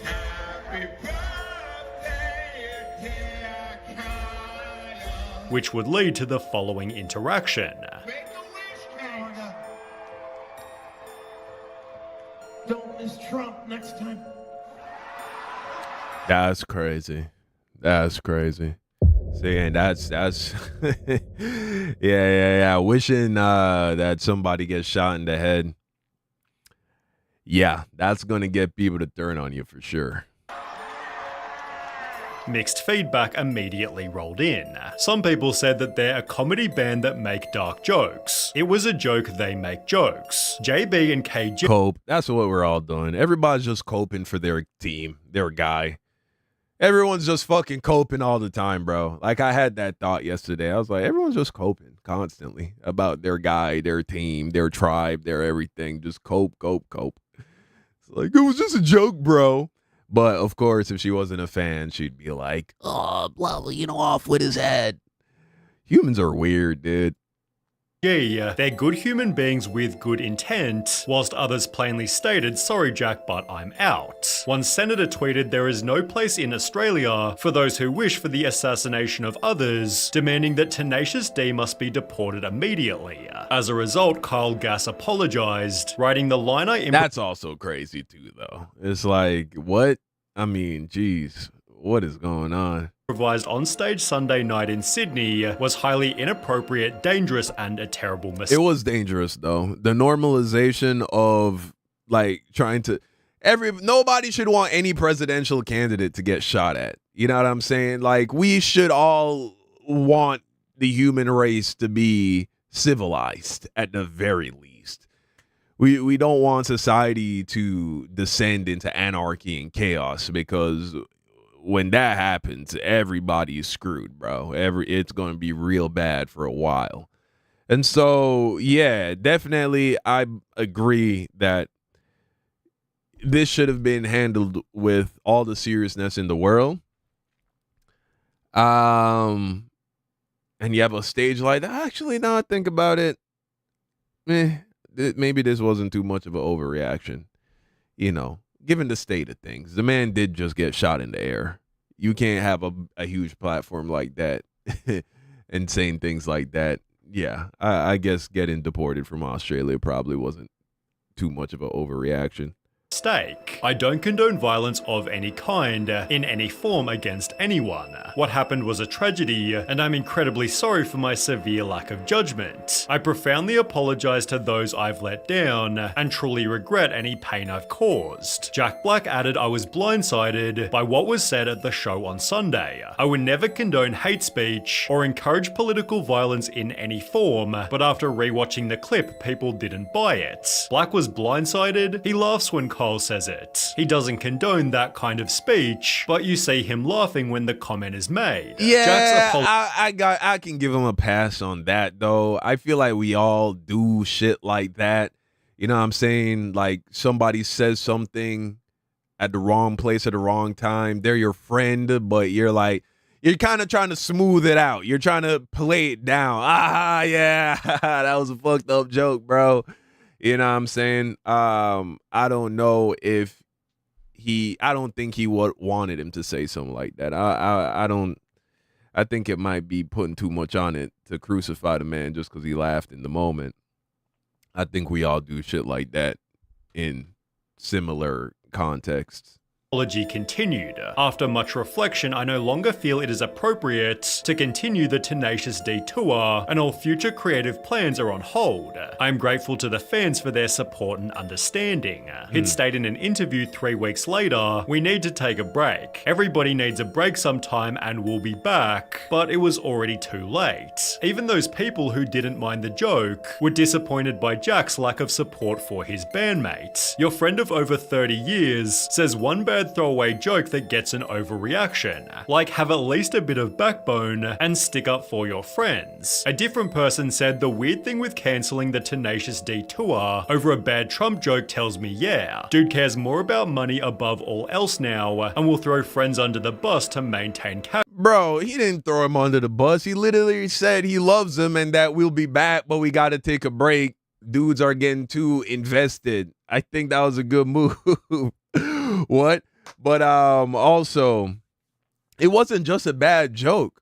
I mean, we were living in a time period where people are, I mean, you got guys like Destiny, you got the people over on MSNBC and all that. There were literally people that were trying to normalize assassination attempts on Donald Trump. Like, this was a dangerous time we're living in. Just like I was saying, oh, you know, there are impressionable people that Kanye could be influencing, making them racist and stupid. The same is true for this whole thing. I mean, they call it Trump derangement syndrome. You literally have people that have murderous fantasies about the president. And that's being fueled by things like dudes like this when they're joking about shit like this after Trump actually has an attempt made on his life, or what you hear coming from the mouths of these people on their liberal news networks. You know, it's the same thing on that side too. And so I think this was a good reaction to cancel the rest of the tour, allow the election to pass, let it blow over, let a year or two pass, and then go on another tour. Man, but that's the thing, bro. Gone are the days of nuance. Gone are the days of just allowing human beings to be human beings. You know, if there's some celebrity, either they better shut the fuck up and not say anything, or they better go like hard in alignment with your religious beliefs, with your political ideologies. Otherwise, they're a complete grifter, they're a sellout, they're a shell. Because how could they possibly disagree with you, right? How could that even be a possibility that they have a slightly different opinion or worldview than you? You know, because you're perfect and you know everything and you're right about everything, right? So what's going on here? Cash flow. The public no longer gave him the benefit of the doubt. Jack Black is the ultimate sellout clown. Which began to impact his future movies. I remember a time when seeing Jack Black in a movie excited me. Now I skip it completely. Borderlands got 10% on Rotten Tomatoes and has been considered one of 2024's worst movies. On the Dear Santa trailer, people criticized Jack Black just jumping on every movie these days, and nothing showed this better than his casting as Steve. There are many reasons why Minecraft's trailer has already gained over 1 million dislikes, the main one being, according to Forbes, the appearance of Jack Black as Steve, where he simply looks like everyday Jack Black in a blue shirt with his now signature wild hair and grey streaked beard. It's absolutely bizarre. Yeah. Basically just playing. Definitely Jack Black that's not who I would have cast for Steve at all. Jack Black, but in a blue shirt. It looks like he rolled out of bed and they gave him this blue shirt instead. All right, now you're Steve. He could have said, I am Jack Black, and it would have made zero difference. They gave Jack Black a blue shirt and called it a day. People joke that the director should have instead been cast as Steve, leading Jack Black to respond to the hate. I just think the backlash we're getting is ridiculous, especially from grown men who don't get that this movie isn't just for them. It's for a new generation, yet it seems the new generation don't want it either. My son is a Minecraft kid in elementary school. He told me that when they heard it was live action, all of his friends declared it was total trash. This doesn't even appeal to the target audience. Yeah. Why wouldn't you make a Minecraft movie animated? That seems like a layup of an idea. As a result, Jack Black's rapidly losing followers on every social media. Jeez. He pulled a Dwayne Johnson and became a soulless corporate husk of his former self, who plays the same character in each of the far too many terrible movies he's in.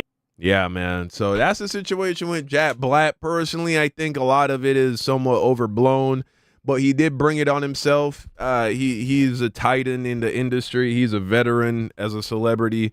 He should have known that the minute he decided to open his mouth about politics or anything controversial, this was going to be the end result. He was going to have a campaign of hate coming against him. And yeah, you know, is what it is. Does he deserve it? Well, I guess so. I guess so. We all get what we deserve, don't we?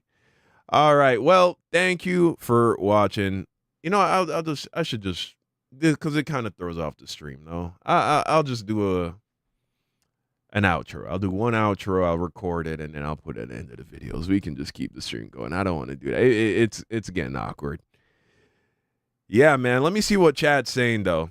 Guys, I low-key, chat, I ain't gonna lie to you. Guys, I fucked up, bro. Yeah. So I've gotten really into teas lately, bro. I've gotten really into tea lately. And I'm drinking this tea. It's called Kava. Let me pull it up for you. Kava tea. It's supposed to be like a stress reliever. Not that I was particularly stressed. I just been liking, bro, I feel so like not tired. Tired is the wrong word. I don't know how to describe it, but this right here, this is what I've been sipping on, bro. I just want to like, I don't know. My eyes feel tired, bro. I don't know. It's like being high on weed, like indica, without the actual head high part, just the body relaxation. It's like I took like 2 muscle relaxants, bro. I didn't realize this was gonna hit me like this, bro. Oh my gosh. W Kava tea. You mess with Kava, bro? So you know what I'm talking about. I ain't know it was gonna smack me like this, bro.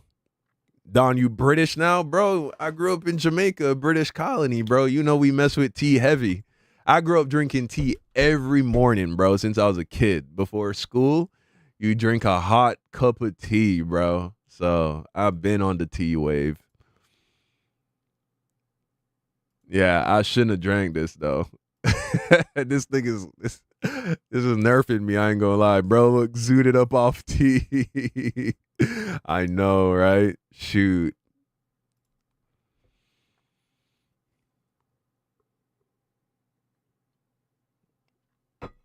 Like your tea hot in it, there's no other way to drink it, bro. I didn't have cold tea until I was like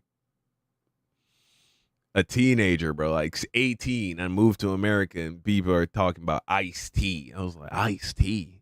Why would you drink tea cold? But yeah. Yeah, the Wes Watson situation. Ooh. All right, guys. Let me see. What else we react? Let's react to one more. I think I got one more in me before I might call it a night, bro, because this ain't, I want to be energetic. You feel me? I feel low-key sleepy. This shit made me sleepy, bro. It's good, though. It tastes good. Hey, if you're somebody who wants to relax in the evening without mind-altering substances, go try yourself some kava tea, man. You know, double bag it. I put 2 bags in. Short stream, I know, bro. I know. You need to react to more police body cam footage. The last one was fire. For sure. Ad for Kava. You got an ad for Kava? Bro, YouTube must be stopped. What did I just delete? Dang it. I just deleted some. Like a tab. What I just closed. Might have been good. Oh, okay. It's a Jab Black video. L Short don't do that. Don't do that, bro. All right. I ain't go drink caffeine to balance it out. Hey, shout out to Ace. I'm glad that worked out for you, bro. Thank you for your contribution. All right, let's see. Let's see. What shall we do? What shall we do? Let's watch this. Let's watch this. This could be funny. Lock in, Don. Lock in. No more kava tea with a stream, bro. Can't double up like that. Can we react to beats, Stanley? You know what? Maybe I'll open it up, bro. Let's react to this video. Okay. Wannabe comedian has a complete meltdown over a heckler. Let's check it out. No, look me in the eyes. You're putting negative energy out here. This is the last show of my. Look me in the eyes. This is the last. Look at me. It's the last show of my weekend. It's a sold out show, and you want to say mean shit to me, okay? So don't do that. All right, so this that's a nice little temper tantrum. Not really the comedian way to handle a heckler, but okay. lovely lady we have here, I guess, is supposed to be a comedian, and this was the result of her attempting crowd work. Like, she tried goofing on some guy in the audience by acting like he was on a date with his friend he was there with, you know, insinuating that he's gay, and he didn't really like that, so then he insinuated that she's a hacky comedian. What a loser this chick is, man. Like, I was like, okay, look, personally, when there's someone in the crowd heckling a comedian, I respect it a lot more when the comedian just roasts him and fries him. But, you know, if you're giving a show and somebody is being rude and interrupting and you don't do that, you just like yell at them, I guess I can give it a pass, especially if you're a woman, right? But if you're the one that instigated, you started doing crowd work and roasting this dude and he flamed you up and you react like that, you're a bum.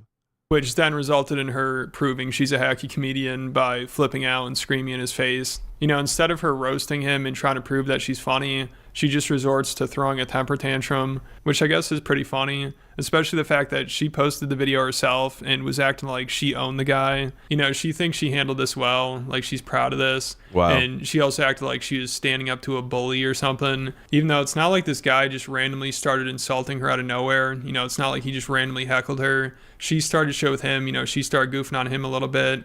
And I'm not saying he handled it well, but he just responded and roasted her, and she didn't know what to do. Are so we she had a gonna see complete the meltdown clip? over it. And it's crazy because she also had the whole crowd on her side. I mean, she could have said anything to this guy and they would have laughed at him, but instead she chose to flip out. And of course, if you're doing crowd work, occasionally somebody might be annoyed by it. You know, they might not want to just... Oh my gosh, this guy's just trying to get to the 10-minute mark and yapping, bro.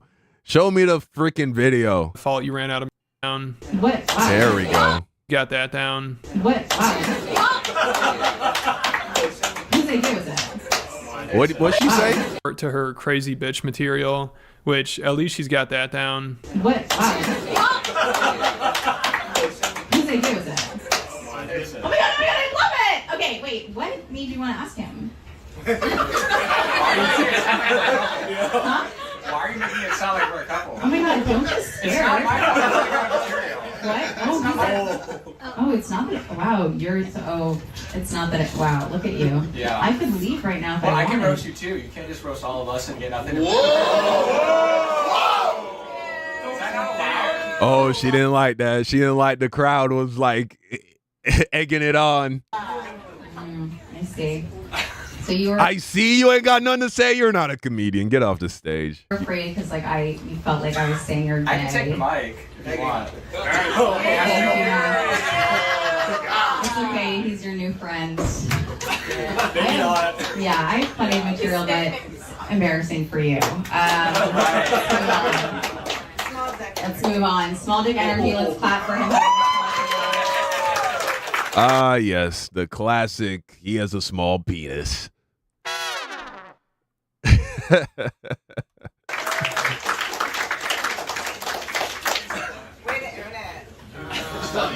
will say this, like, it is such a hard time in this world right now. There's so many people that came together to be supportive and fucking amazing, and you're putting negative, no, fucking look me in the eyes, you're putting negative fucking You just called a man gay and he ain't gay. Well, how was he supposed to react to that? I mean, what? energy out here. This is the last show of my, look me in the fucking eyes. This is the last show, no, look at me. Wow. It's the last show of my fucking weekend. It's a sold out show, and you want to say mean shit to me, okay? So don't. What exactly did he say that was mean? All he said was, I could roast you too. He didn't say anything mean. I don't even think he said, you're trash, you're not funny, or whatever, which he should have. But, man, what an entitled, unfunny woman. Which, you know what I'm saying? funny female comedians, they're rare. Yeah, personally, in my opinion, they're rare. Do that. I won't say there aren't any because I have seen some funny female, even live. I've seen a funny female comedian, but a lot of them, they're hacky, they're bad, they're just like panderers and crybabies.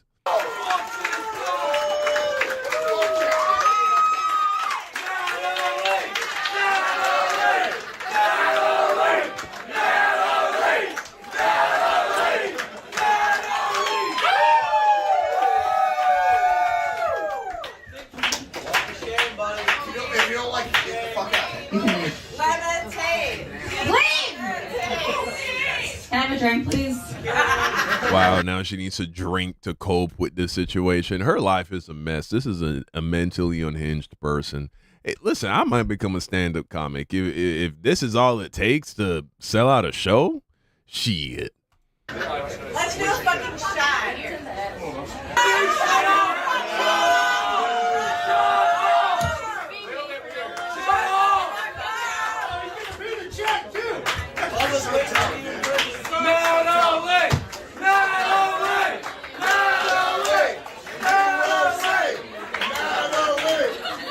Yeah, so she handled that real well. You know, she really proved him wrong. It's crazy that's what the crowd thinks. You know, they're cheering her on like she just destroyed the guy. I mean, her having that meltdown probably had a better reception from the audience than any of her comedy ever. You know, those people loved it, but I think everybody watching that... Yeah, and it's so cringe, bro. It's so cringe. It was probably like, damn, she's just having a mental breakdown or something. Maybe comedy isn't the best idea for her. Like, people in the comments of her post are saying, this is one of the worst onstage meltdowns I've ever seen. This is funny, but probably not in the way you think. This isn't something you should be proud of. A career change might be good for you. And it's crazy that she decided to upload this video. You know, she thought this looked good on her part. But, I mean, you can't be this sensitive in comedy. You know, it sounds like she just expects everybody to be completely supportive and never say anything negative. Even though if you're doing crowd work and making fun of people in the audience, you should be prepared for somebody to potentially say something back. Yeah, bro. I feel like if you're going to get up on stage as a comedian, you got to go up expecting war, bro. You can't ever have your guard down. You can't ever have your defenses lowered. It's a hostile environment. But I guess that's too much for her. You know, that guy just ruined the show. He put too much bad energy out there. You know, it's her job to make fun of people, not his. You know, he's just a civilian, so he should know his place. Like, she's the comedian here. You know, she really proved that by having a meltdown after the guy said she had no material. You know, I think she's more of just like an influencer. Like, she has over 1 million Instagram followers, so she seems to have a following. That's what but I have a hard time believing people are following her for her comedy. Give you your degree, like when you graduate on like a giant piece of paper. I was furious. I threw it on the floor. I was like, you killed a tree for this?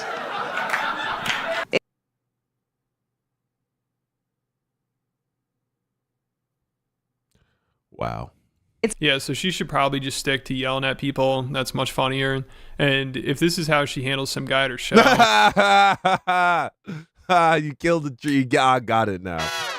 Because, you know, degrees are made out of paper, and paper is made from trees. I can't imagine how she reacted when Shane Gillis roasted her during a roast for Louis J. Gomez, who was dating her at the time. And instead of booking her for it, he booked his ex-girlfriend. You know, they're both comedians. And instead of booking his current girlfriend, he booked his ex, which is a bold move. I mean, I'm sure Louis got a ton of shit from her for it. And then Shane making this joke probably made it 1,000 times worse. Natalie Cuomo is so unfunny, Louis booked him.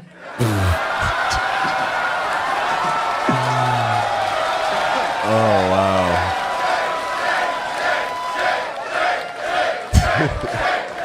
Thanks, fellas. So I can't imagine what Louis had to deal with after this. I mean, that must have been brutal. And it's funny because I saw this tweet about Natalie's freak out where somebody said, somewhere a man is watching this realizing he dodged a bullet, and that's probably Louis. So then after the guy got kicked out of the show, his friend was still there, and he messaged him about it. He's like, man, she is way too sensitive. And she took his phone and responded to it.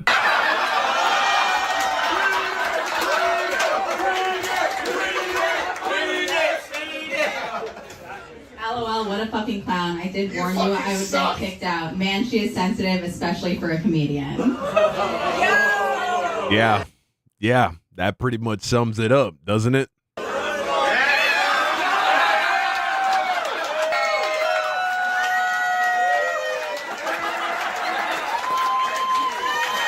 What you gonna say to that? And then she goes on to give some speech about how you need to stick up for yourself and how negative comments affect her and how that was like a negative comment that came to life and she just can't deal with it. Which, if that's the case, again, maybe this isn't the Wrong best career career. for her. You know, I think every single comedian has had to deal with somebody like this, you know, or like a hostile crowd much worse than this. I mean, I'm sure compared to what most comedians have gone through, this probably isn't even that bad. You know, like Bill Burr in his Philadelphia rant, I mean, he took on a whole stadium of people, and by the end of it, he won them over just by roasting them. So that's what you'd expect a comedian to do in this situation, or at least try to do. You know, this is like part of comedy. You're going to get people like this, and it's probably good to learn how to deal with them instead of getting all offended and losing your shit and kicking them out. Like, that is the worst way to handle this. Yeah, like, you're gonna for have to deal with people that are rude, especially if you're doing hacky crowd work. So it's better to try to actually turn it into comedy when somebody tries talking shit and not just fly off the handle right away. Like, obviously the guy was kind of being a dick, but if you're a comedian, you got to be able to handle this better. You know, she pretty much just proved his point. Like, he thought she's a hacky comedian, and she basically proved that by being way too sensitive and not coming up with any jokes to respond to him.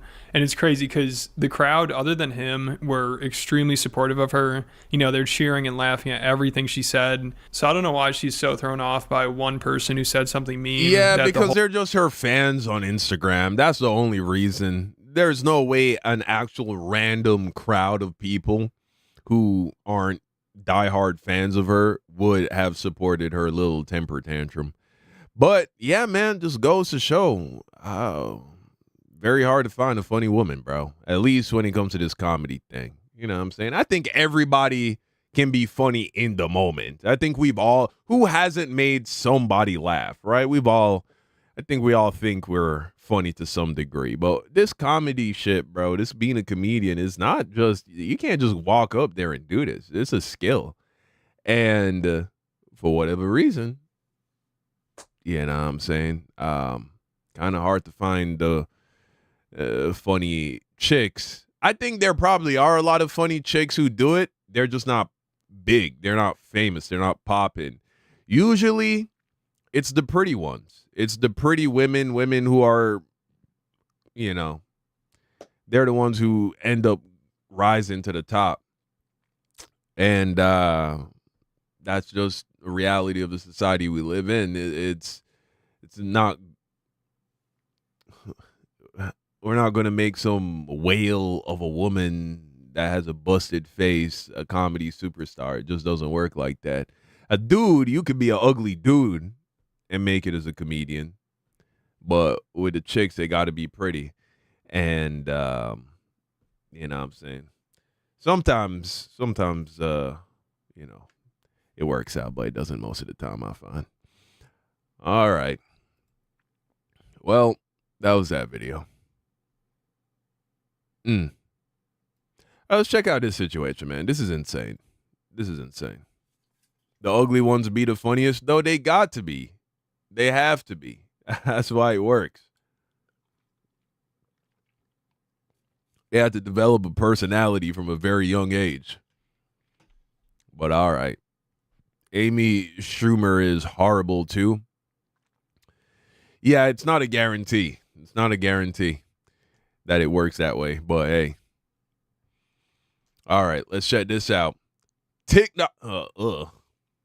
Guys, this is the last one for the night, man. TikTok nurse facing 20 years for dancing on patients. Oh my goodness gracious. What do we have here?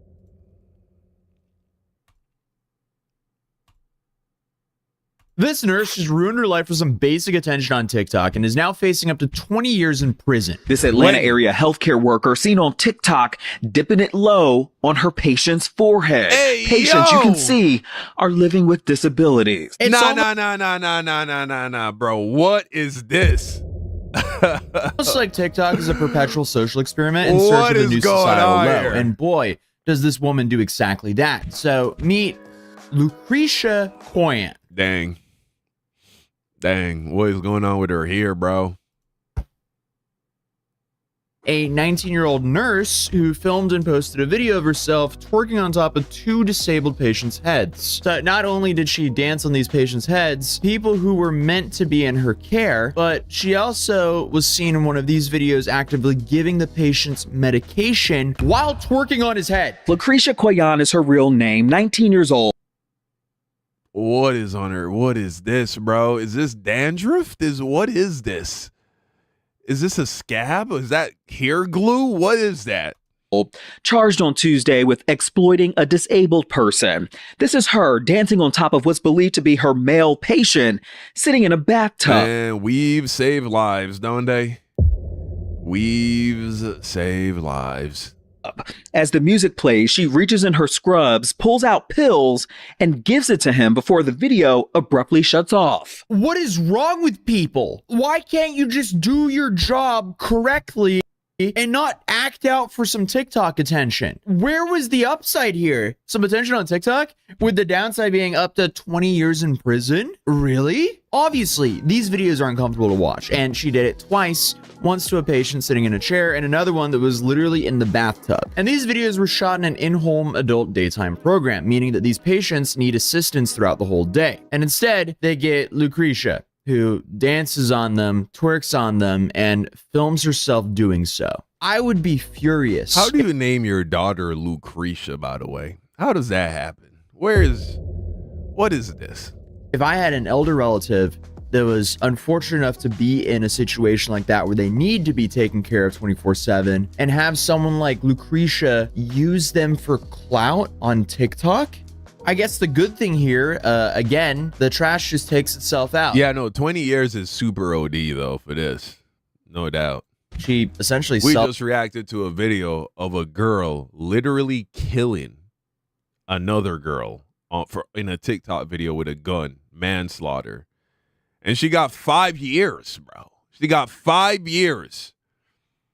And this chick is getting 20? Wait a second. Snitched online. All she did was twerk on a dude. Now, I understand it was completely inappropriate, but 20 years is ridiculous. And she's a kid. She's 19. Now, she's in some pretty big trouble. But I guess this was just her brightest idea to get some attention online. But for obvious reasons, people are not happy with her. Now it's an incredibly stupid thing to do for even a 19-year-old, but still, 20 years is excessive. Calling her out for exploiting patients. Some said that she should lose her registration and even be locked up. And we'll get to how both of those things might actually happen, because despite all the backlash, Lucretia is still defending herself. She posted videos on TikTok stating that the angles of this video made it seem way worse than what it actually was. It's not what it is. Trust and believe. All I gotta say for now is angles play a big part, but we're gonna get into that another time. No matter the angle, you can clearly see her crotch area is on his forehead. A lot of people in the comments talking about suicide, just all type of dumb, non-verbal. Trust and believe. He's verbal, and if he's not verbal to his kins, then I don't know what's going on over there. But around here, he be verbal, and I got proof. What you say? Can I get my hug? You want to get a hug? Yeah.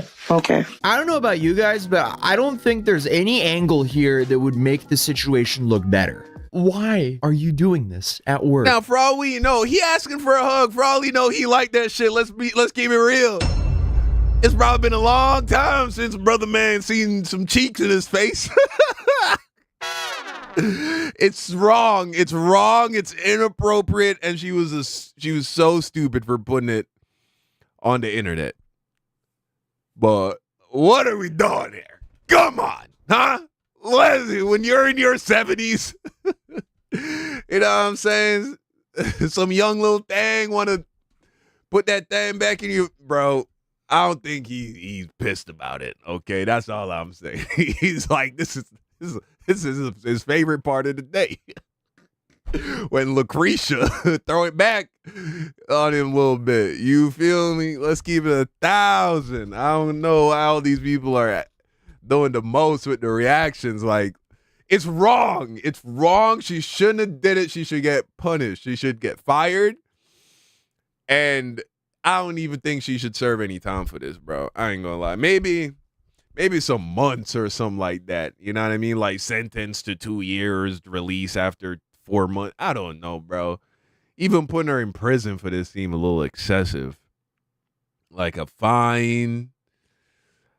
I guess if she can't pay the fine, she gets some amount of time, but not 20 years? Come on. To the people that you're supposed to be taking care of. Also, when it comes to patients that basically need 24/7 care, just because they can speak doesn't mean they can actually consent. Does she seriously not understand the difference between being able to talk and to be able to give permission to do something like this? Also, notice, she didn't once say that either of her patients actually said, hey, this is okay for you to do this, film it, and post it to TikTok. The filming it was terrible. And yeah, again, it's wrong. But, I mean, if these are men, let's keep it 1,000. Funny to me that she's still using that angle of the video as a reason for the negative reaction when she's the one who filmed it. What are you talking about? You chose the angle. And again, there's no angle of you doing this that would make it look better. But maybe she caught on, as those videos have now been deleted. And the last post she just made is essentially just her leaving the facility. But that video was also deleted right now before I could watch it right here. What's so crazy about this post, other than the complete lack of regard for any respect of any of the people that she's supposed to be taking care of, is she uses this hashtag nurses dancing on patient head. Right, you want to get discovered in the algorithm for that? Are you kidding? Like, she's actively encouraging a trend to be made around this, or else you wouldn't be putting that hashtag, because no one's using that hashtag by her or but her, or I guess by people who are talking about this situation. And obviously I get it, the internet's going to do its own thing, so obviously people are posting on this hashtag. Some are talking about it and others are making satirical remakes of this situation. So what does this TikToker do? I guess she thinks it's funny as well, so she's reposting this.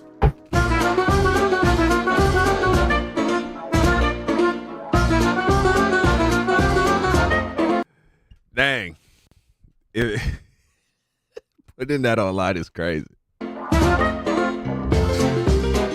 Right. See, that's completely fine. And I feel like I shouldn't have to explain the stark ethical difference. See, if it was like that, I ain't gonna lie. That's nasty. I ain't gonna lie. He kind of blurted out a little bit. So I couldn't really see. I thought it looked like she was in front of him, kind of like a stripper, all right? Shaking that booty in his face from the front. That's like, if you're an old man, that might make your day. But if she on top of his head, if she's on top of his head, grinding that, I don't know. That ain't sexy. That's just weird. You know what I'm saying? That's just weird. Differences between these two videos, but I am slightly worried that Lucretia can't tell the difference. So the key here is that in this video, both are in on the joke. Clearly the woman who's beneath the other woman can consent to be a part of this video. But Lucretia's over here reposting this while apparently facing up to 20 years in prison. Like, come on. I was also going through some of the videos she's been reposting on her TikTok account, and one of these was like self-help, how to grow on TikTok videos. And the main point of this, I guess, this video was, hey, if you go viral for something, keep repeating that action and you'll keep going viral. I guess that's what she did, because she went viral for dancing on one patient's head. So she was like, why not do this again? But hopefully she doesn't take that advice too seriously and just continues to triple down and quadruple down by doing this, because that'll get her in a lot more trouble. It's not like she's not facing enough trouble currently. But also, to be fair, I don't think she has access to these patients anymore, because what employer would keep her on after all of this came out? Because the Loganville Police Department executed a search warrant on Koyan on January 23rd. Here the department states, on January 23rd, 2025, the Loganville Police Department was made aware of a viral video posted to social media. I still can't believe this is the same chick, bro. Wow, man. That's crazy. Makeup and weave, bro. It can do a lot. Dancing in a provocative manner above a disabled person who was seated in a chair. A criminal investigation was initiated, which resulted in the execution this morning of both a search warrant and arrest warrant for the female. Apparently, when the police came to her door to complete the arrest, a man answered and stuck out his tongue at the cops before telling them to not come back. That, and I guess her smiling in her mugshot, doesn't really make things seem like they're taking this seriously at all. If you commit a crime, why are you making things worse for yourself? Because now you have to defend yourself, and anything like that does not help you in the court of law. But more recently, she's been arrested and charged with one felony count of exploitation of a disabled person. The cops reviewed one of the videos of the alleged abuse and are reviewing the second one as we speak, with additional charges certainly possible. So as of right now, yeah, man, as far as elder abuse goes, this one ain't that bad. You hear some real horror stories coming out of these, these institutions where these old folks' homes, right? People being starved, then they're not being bathed, being forced to sit in their filth for long periods of time. If this is as bad as it gets with her, she just like to twerk on her patients. There's worse news to get on the phone about what happened to Pop Pop. Oh, bring. Hello. Mr. Hines, we need to inform you. There's been an incident at the Silver Linings old folks home. Oh man, what's going on? I'm sorry to inform you. There's been some abuse. Abuse? What? What happened? We have a 19-year-old girl, Lucretia. She was dancing on your father's forehead. Huh? She was throwing that thing back on your father's forehead. Am I going to have to pay for that? Is that going to be extra this month? What did my dad do? Did he touch? Who got abused? Her or him? What's this call about? Do I need to call my lawyer? That's probably how that call would go when I think about it.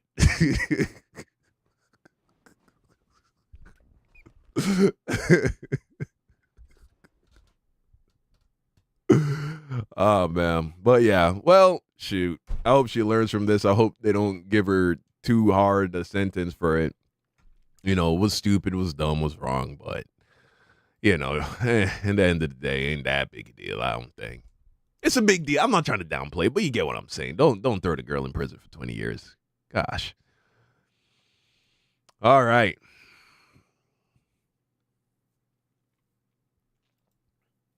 Let's see.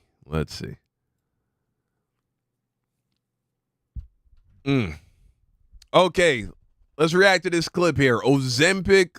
Let's put some on the screen. Put a visual. Oh, here we go. Ozempic proves the body positivity movement was a scam. Facts, bro. Facts. Really good at Ozempic and the body condition of most of the people at the Golden Globes shows that the fat acceptance movement was all a scam. I hate the fat acceptance. The moment that you had an easy route out of being overweight, body positivity went out of the window. That's so true, because they're such hypocrites. They're such pieces of shit. And this whole thing has always enraged me more than anything, I think. I think because of the fact that I've struggled with it, and I had to deal with the fact that I hated the way I felt or looked, or, you hate that your genetics are the way they are, or whatever it is. But I also think part of it's just being a guy, and that, like, guys talk to each other differently. Like, I played sports, and you just get used to someone being like, okay, fat ass. And you're just like, fuck you. That's just like the way dudes talk to each other. And this whole idea that, like, one of my friends is going to be like, I actually think you look really good at any weight. It's like, fuck off. Like, that's not true. Right. And that's what people started to do. Like, I remember this one post where it was like Adele, and they showed her like at her heaviest, and then she'd lost a bunch of weight. I don't know how she lost the weight, but she lost a bunch of weight. I think she looked pre-Ozempic as well. I think it was too. And she looked great. And it was just filled, everything was just filled with, I think she looks great in both. And it's like, no, why are you saying that? That's not true. Like, she looks great now. She put in the work, and obviously ate a certain way and trained, and now she looks great. Like, you can say that, like, yeah, she wasn't ugly before, but right.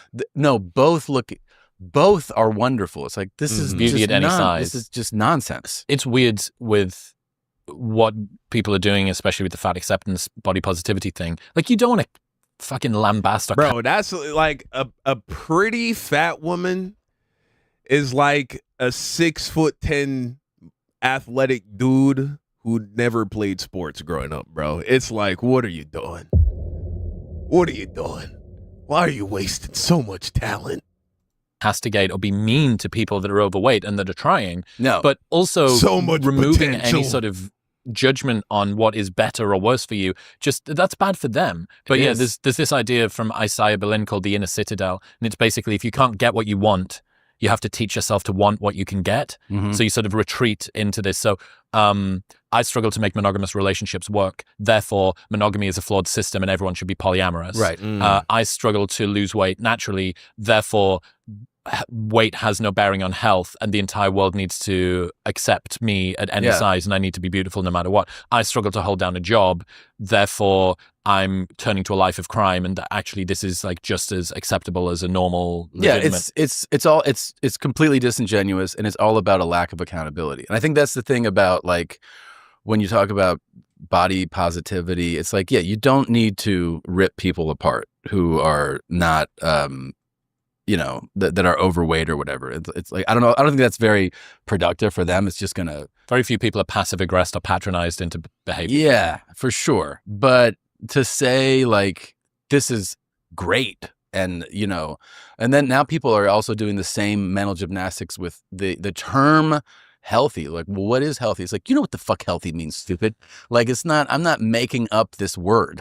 And they're like, well, who is to say what is healthy? Well, we actually have a pretty good idea of what is healthy. So if your cholesterol is fucking 600, you're not healthy. Like, why are we pretending? But people want you to go, yeah, but like, I can't believe a doctor is going to tell me if I'm healthy. You're like, that's the job, stupid. Like, that's what he's supposed to do.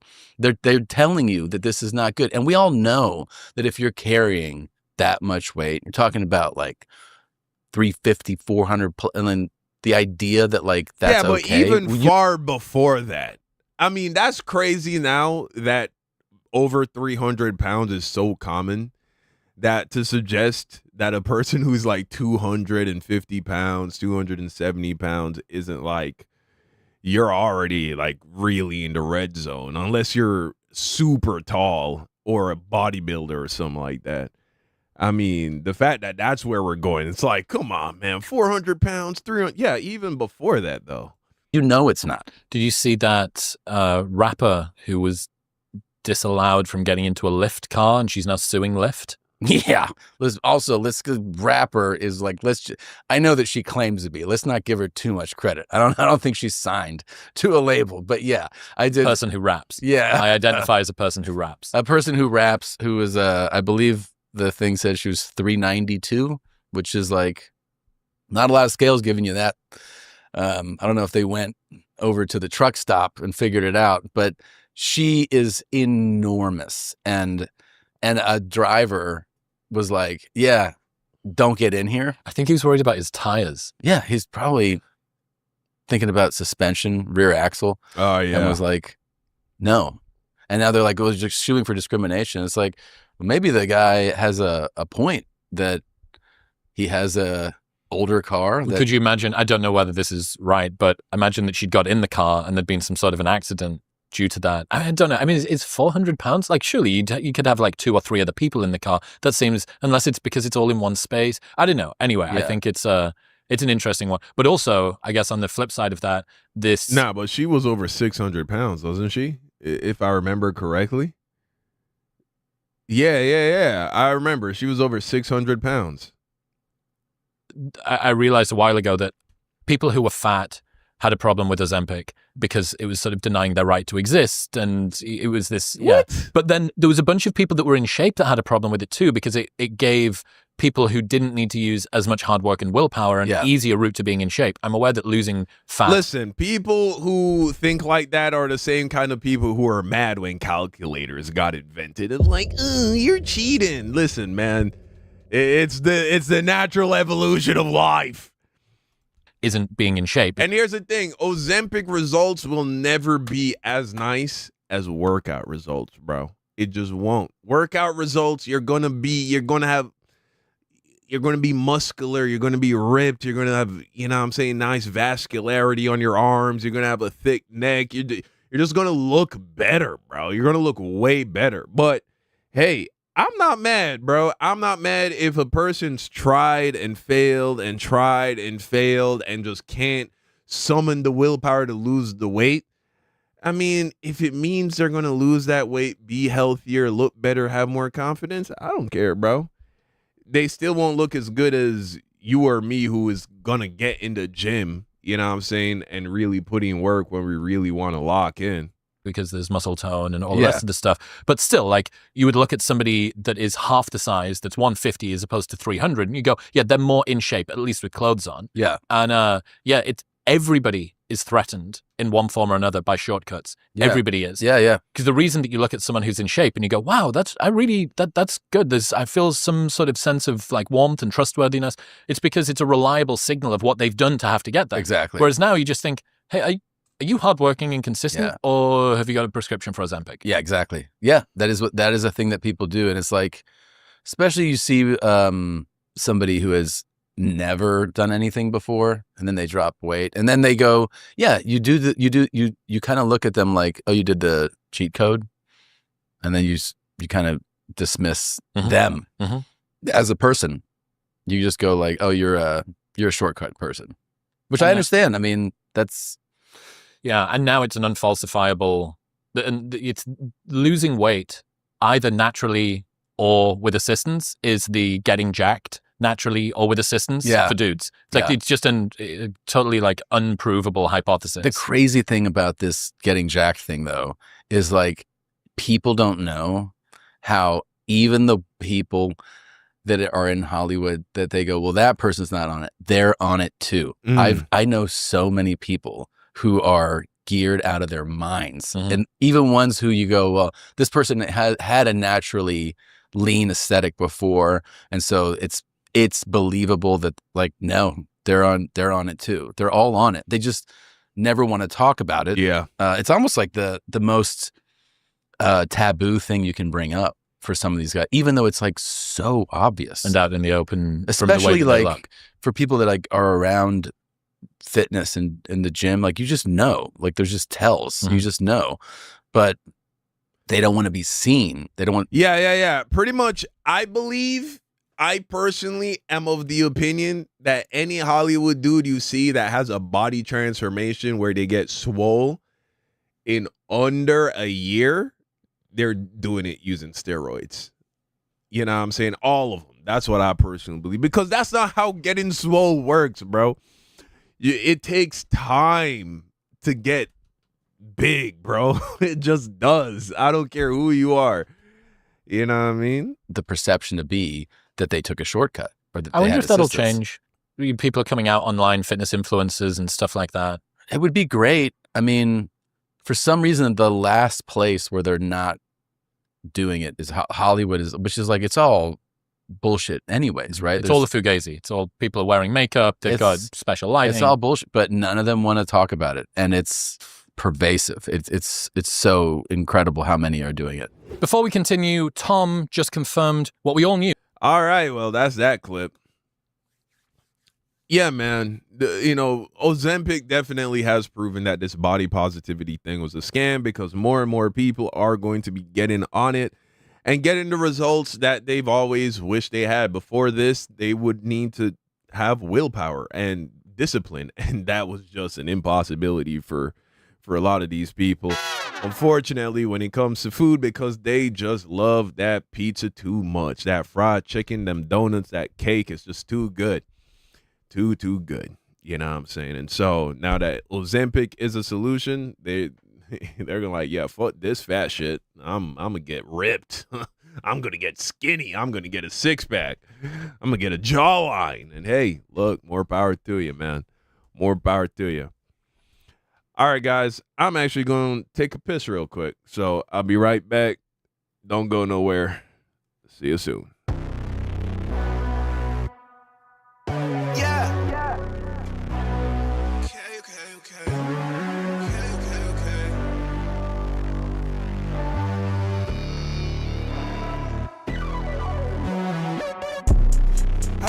back on the road. Last time we said that we're running it up. Somehow again now we broke.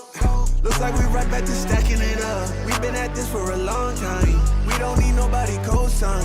Brother, we just gotta lock in. Already know that it's go time. Look out for me, like how I look out for you. Don't trust no one. I don't trust nobody new. Everybody gotta move. You gotta watch how they walk in. I don't got nothing to prove. You better watch how you talk to me. I don't wanna crash out. That's why we don't got shit. Always wanna spaz out. Always on that young shit. All of my niggas on go. They love the road. They never giving it up. How long is this gonna go?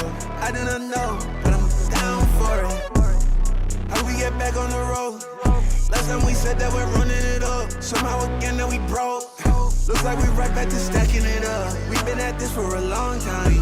We don't need nobody co-sign. Brother, we just gotta lock in. Already know that it's no time. I don't wanna tell your ass again. Do not fuck with that bitch. She is not your friend. Everybody tryna tell me shit about what you did. I ain't tryna hear that shit, but I know that's what you did. Fuck, nigga. Ain't you tryna get your money up? Let's go, nigga. I'm just tryna get this money up. Let's go crazy. Love how we get when we're dedicated. One day we gonna say that we made it. They cannot say that we hesitated. Getting it up like it levitated. How we get back on the road?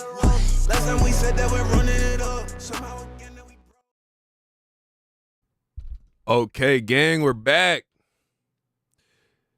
We're back. Okay, and shout out to Stanley. Thank you for the dono, bro. Can we react to my beat, bro, after? Okay, listen, we'll react to one. This is not a beat reaction channel, okay? We'll react to one beat. One beat from Stanley. I'm gonna just pick the latest one. That is the last time again.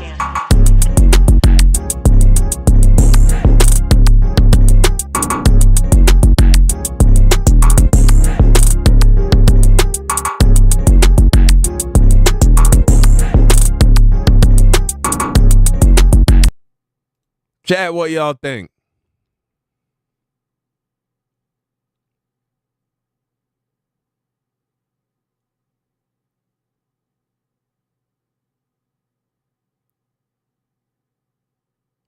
Y'all are fucking mean, bro. God damn. Shit. Oh, man. Listen, wait, you got some fire emojis. Personally, I didn't really like that one, Stanley. You have sent ones that were fire. You have sent gas beats before. Not everyone's going to be, you know what I'm saying, up there. Just is the nature of the game. But that was your one beat that I was going to react to. Hopefully this is a motivation to get back in the lab and say, you know what, fuck these guys. I'm about to cook up for real. I'm about to be the next Metro Boomin. Don't allow it, you know what I'm saying? You got to let people think what they're going to think, bro. Never forget that. But at the same time, take stuff into account, you know what I'm saying? But yeah, bro. All right. Well, there that is. Let's check this out. Guys, was there anything in particular y'all wanted me to react to, by the way? Was there a trending topic that I have not covered that y'all want me to talk on?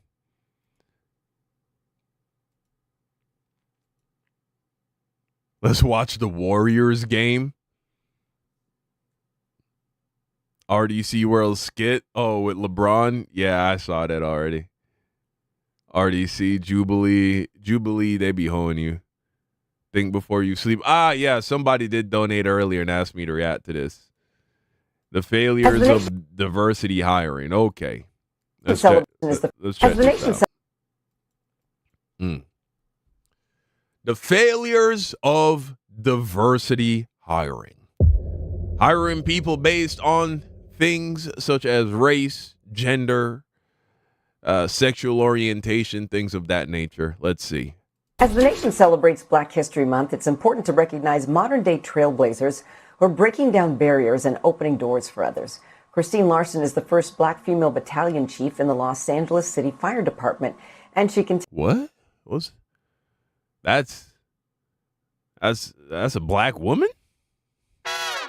All right. Continues to help other minorities climb up the ladder. Right, because while everything's up in flames, what we really need is a first Black female ever to do a thing. Oh, wait, I'm sorry. It's not just a first black female to do a thing. It's the first black female LGBT person to do a thing. Happy Pride! My name is Christine Larson. Oh, I'm boy. a battalion chief with the Los Angeles City Fire Department, and what an honor for the LGBT community to be representing here. How many points is that? This Christine Larson lady must be really high up on that oppression chart. Or is it being low that's a good thing? I'm not sure. But what I mean is that Christine must be so oppressed by all those diversity points that her life must be a constant struggle just to survive. Of course, it's not easy being the first in any field. She says over the years, some of her toughest battles came from when she wasn't responding to calls. I think the biggest thing is, as a female, going into a non-traditional job, women are not brought up, with fire trucks and police cars and all that kind of stuff. So the biggest challenge is just getting over that hurdle. What a sheltered life you've lived if your toughest battle was growing up without a fire truck. That being said, recently California has been set on fire again.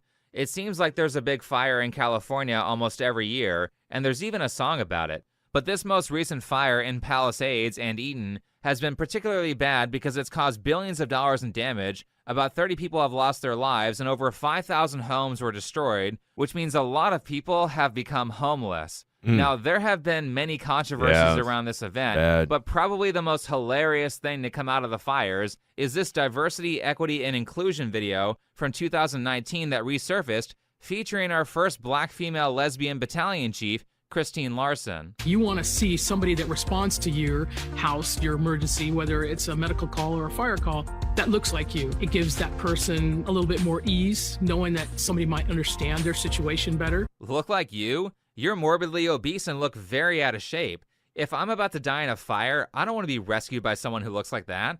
I want to be rescued by someone who looks like an elite athlete. If I'm paying for people to save my life in an emergency, they shouldn't be fat. If you're like a police officer or a firefighter or in the military, you should lose your job if you're this overweight and out of shape. I mean, she's bigger than Private Pile. This is what used to be considered helplessly overweight in the 1980s.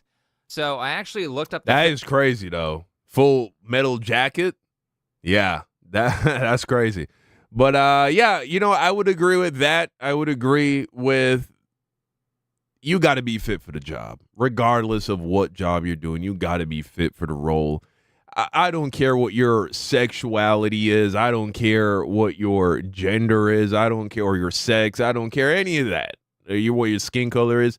Can you get the job done? You know what I'm saying? Look, if a chick came along and she can beat me in a 40-yard dash and she can out-bench me, then who am I to say that she can't have some manual labor job or be a firefighter if she's just as strong and fast as the guys? I don't care if she likes a, you know what I'm saying? If she got a girlfriend, I don't care what her skin color is. I don't care about none of that. But the issue is when that stuff is prioritized and the other aspects are ignored or neglected, that's how we end up with people failing to do the job, to take care of business for the sake of image. fitness standards for the Los Angeles Fire Department, and shockingly, they're the same for men and women. I think that's a first.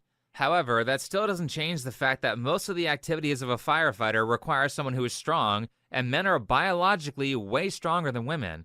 Not just that, but also people seem to forget that women have periods where a lot of them can be basically crippled for up to a week out of every month.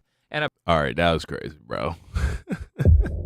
I mean, I don't know about y'all, but my mom didn't take off work every time, for a week every month. That's crazy, bro. This dude, that's part of the reason I don't even really react to this dude, because even though there's some points that he makes that are good, I mean, he just sounds like a nasally, like out of touch guy sometimes. burning buildings. This guy's an incel? Yeah. He kind of does give incel vibes. Not going to wait for them to finish their cycle. I really think these DEI people are heavily... Like, bro, what the fuck? You know what I'm saying? It's like, oh, if a girl's on her... Like, have you ever heard of that? Have you ever heard of, like, a female Olympian missing the Olympics because it was her time of the month? Have you ever heard of, like, women taking off work? Now, some women get hit with that shit hard, bro. Some women do get it so bad that they got to be in bed. And for those women, but I think they're few and far apart. This was a crazy take. Look, all that matters is, can she do the job? They need to set an objective standard, and then if you pass a standard, you pass a standard. You know what I'm saying? If you're a woman, if you're a man, if you can lift a certain amount of weight, travel certain distance carrying a certain amount of weight, if you pass the intelligence, the test, whatever, I don't see why they should block you or stop you from doing it.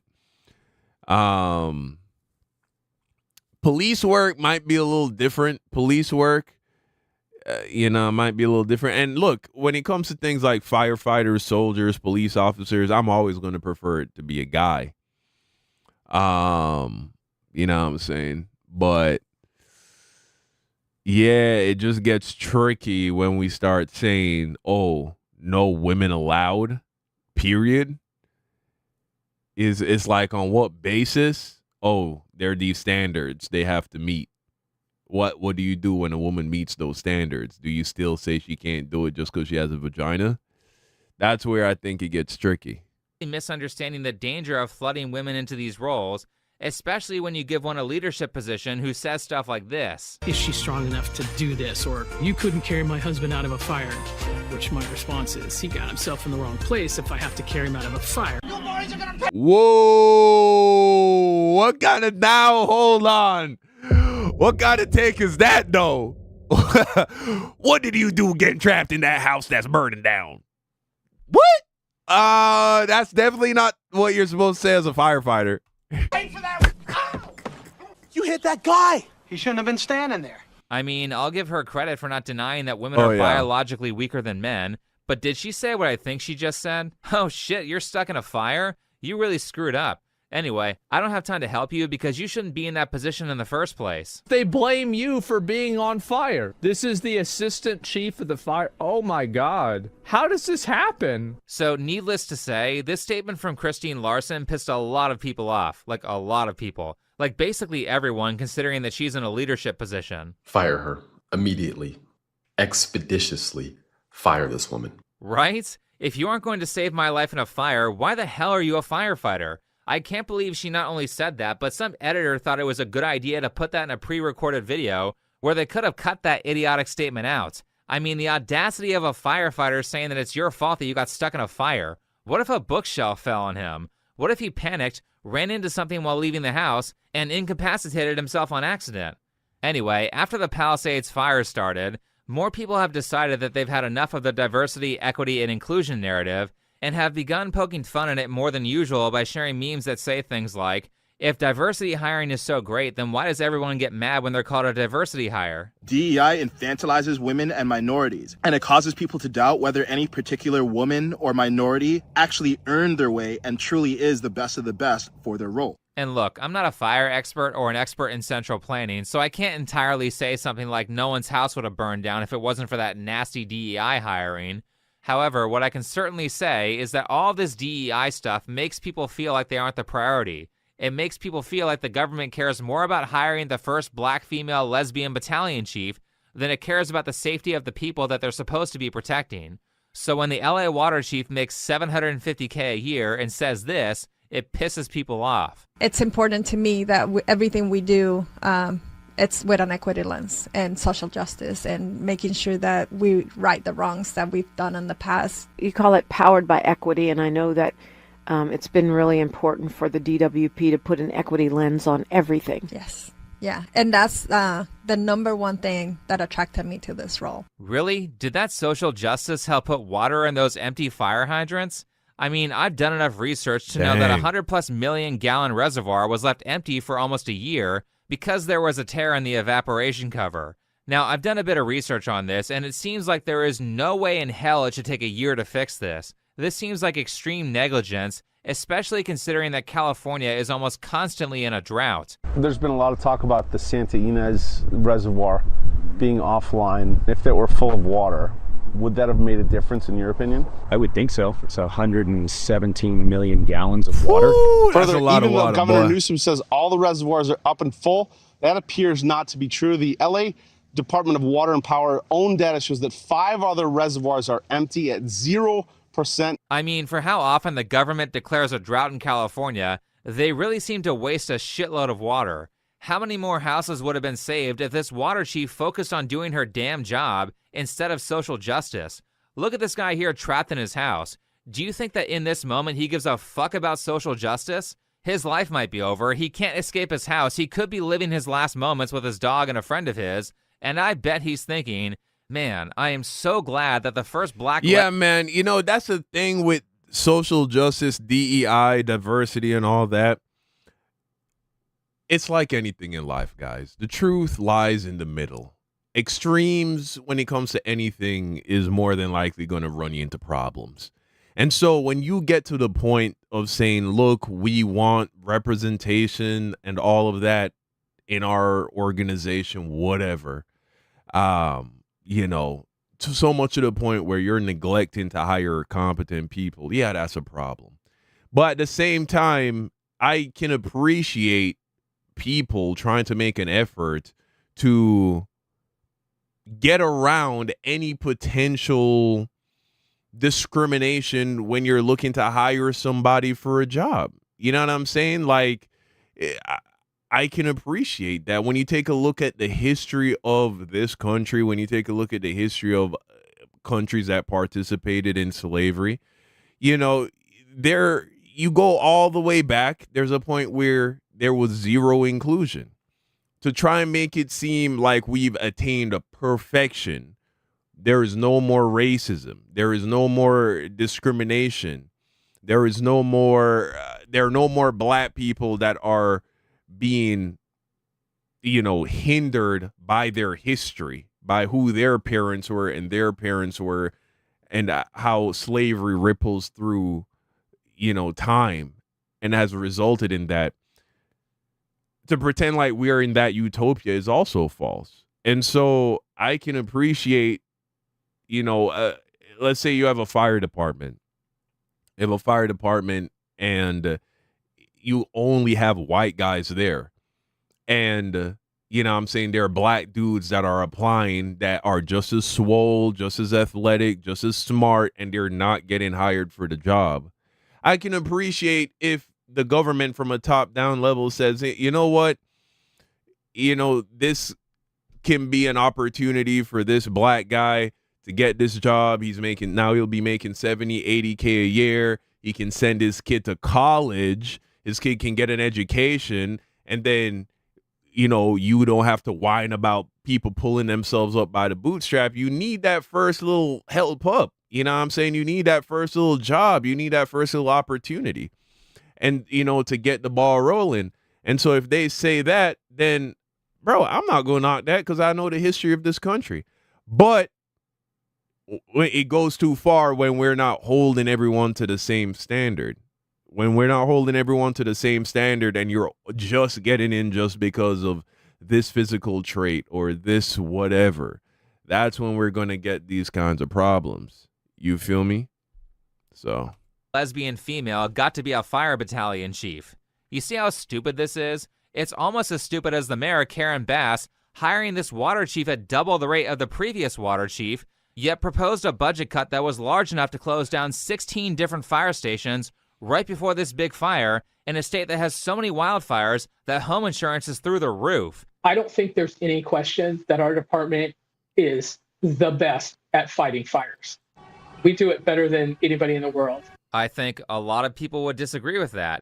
I think that these diversity hires are so ideologically possessed that they forget about the consequences of them not doing a good job. The less qualified for the job they are, the more people get hurt. And when you hire someone... So wait a second. That's another problem I have with dudes who like have this kind of rhetoric.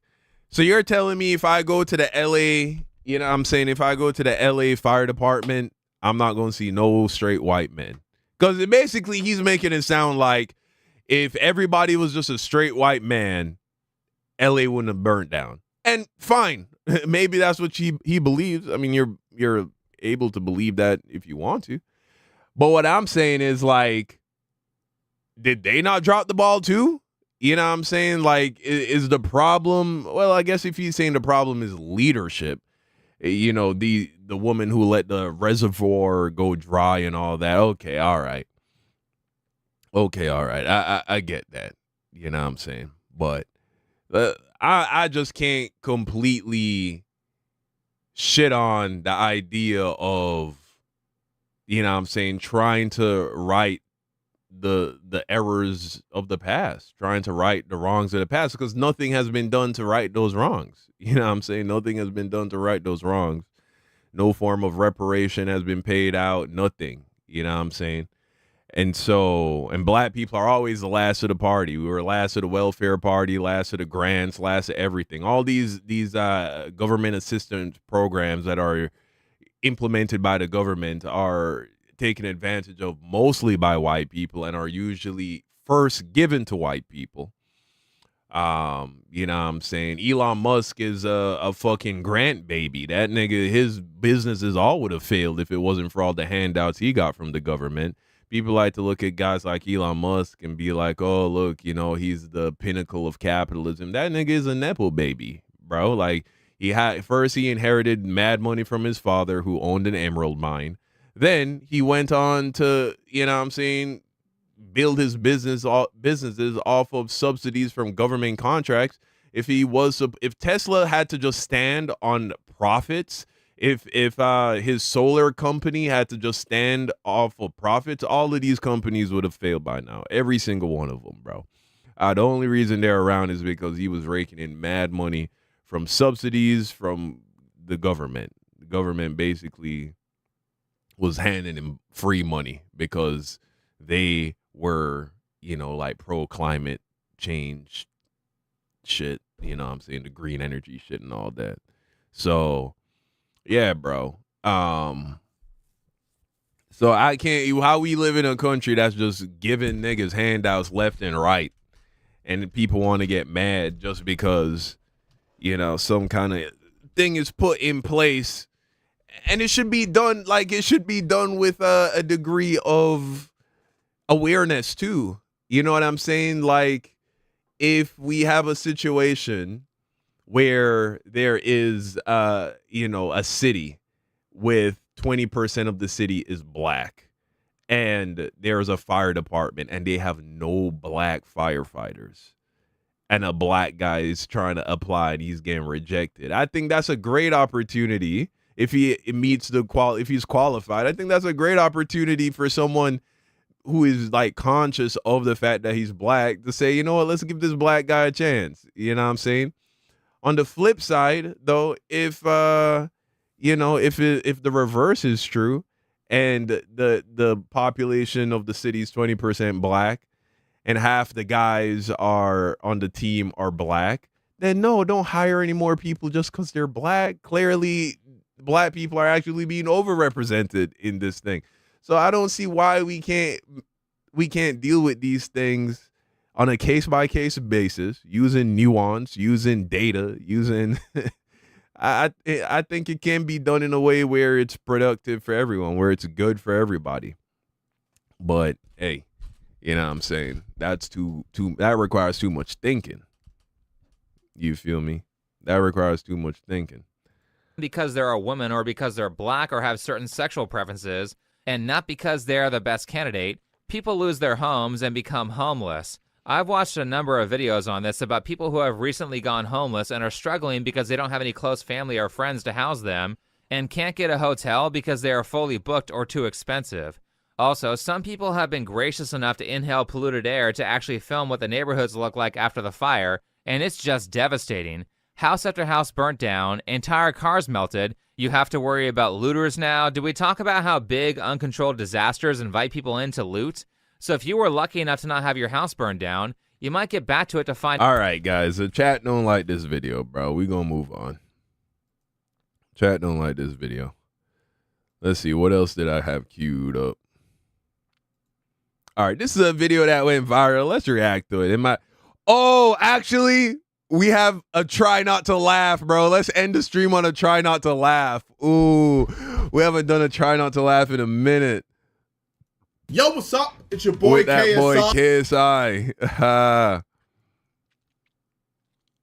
All right. All right.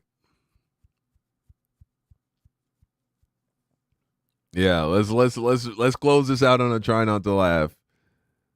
If you laugh, you stream tomorrow. Deal okay. Yeah. All right. Check this out. Let's make this. Okay.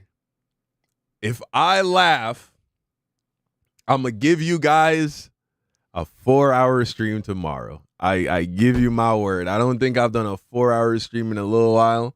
If I laugh, I give you guys a 4-hour stream tomorrow. That T got to him. I'll take it. All right. Sheesh. Wait. Let me let me get it out. Let me get it out. All right. Ready. Damn. And y'all know I drank that kava tea, so I feel like y'all have an advantage. 13 minutes is a long time, too. Here's the thing, though. Let's set some ground rules before we start. A big grin, me smiling, me grinning, that doesn't count, okay? Right? That doesn't count. I gotta laugh, bro. I gotta laugh. All right, ready. Okay. Try not to laugh with KSI. Let's get it.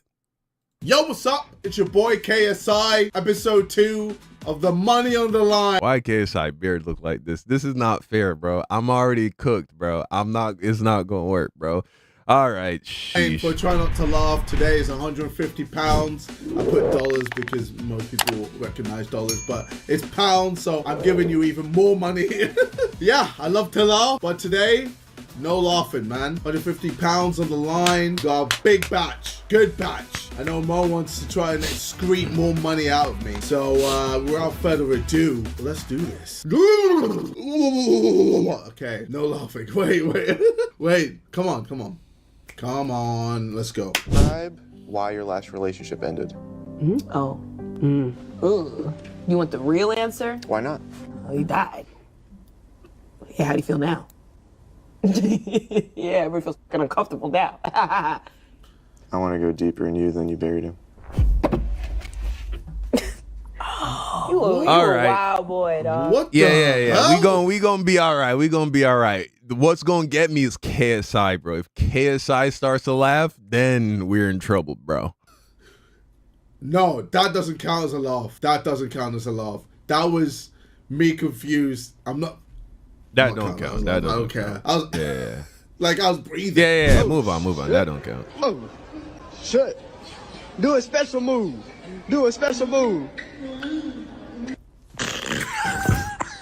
Nah, man. No. You gotta Come on. You gotta do better than that.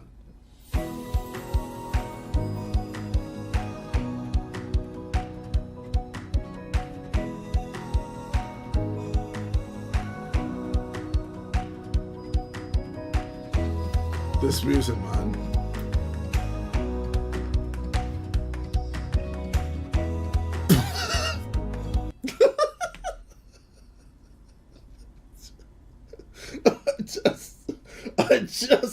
I just don't understand. I can't cover my face. What Okay. was achieved Okay. there. All right. All right. Just give me a pass up until there. Bro.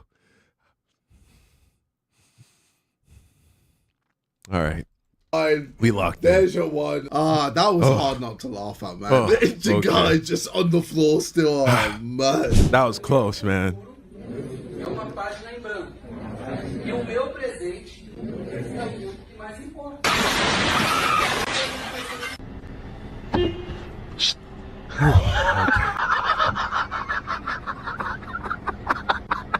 Because I don't know any black people that have ever adopted white children. Madonna did it. I'm going to say it again. I don't know any black people that have adopted white children. What's wrong with what I said? I'm going to say it again. I don't know any black people that have adopted white children. Yeah, Madonna did it. Are you what have I said wrong? Madonna isn't black, man. Come on. Yeah, you know that's. this. I don't know any black people that have adopted white children. Hold on, is this a riddle? What are you... What? Madonna! Madonna adopted a black kid. I don't know any black people that have adopted white children. What am I getting wrong, you fucking idiot? You need to listen, brother. I don't know any black people that have adopted This white is children. horrible. Have I said something wrong, or are you just repeating it? What's going on? No, you said something wrong. I said something wrong. Yeah. What's your answer to that?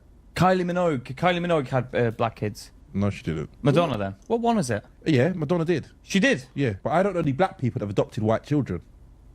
Oh, this has hurt my brain. What am I getting confused with? Wow, I don't this get guy's... Fucking white. Yeah.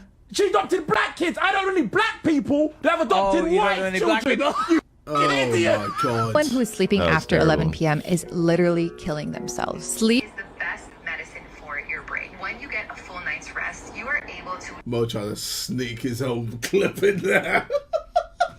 But I thought I was gonna make that. This don't count as a laugh, man. I made myself laugh. That was relatable, though. Mo That's tried facts. sneaking one in. Nice try, Mo. Nice try. Almost got me. I'm sick of this shit. All right?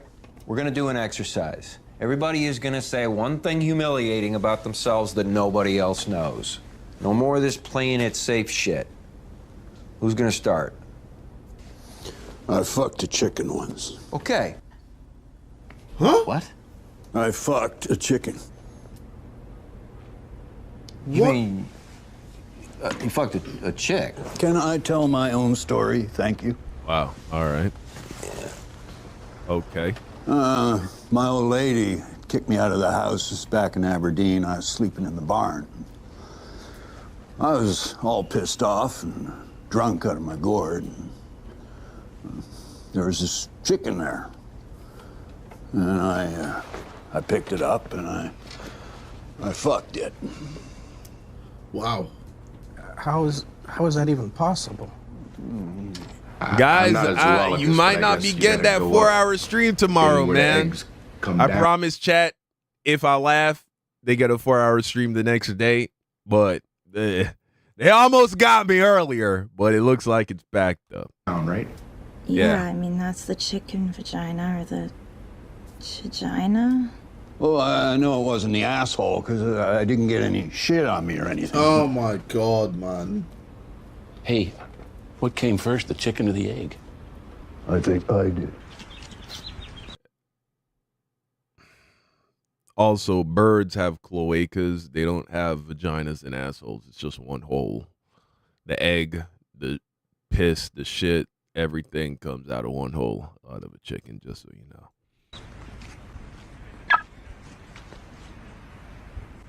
Think I'm gonna steal your car? Oh, No, yeah. no, I forgot That would, to. of course, make KSI I laugh. forgot to just put the alarm on.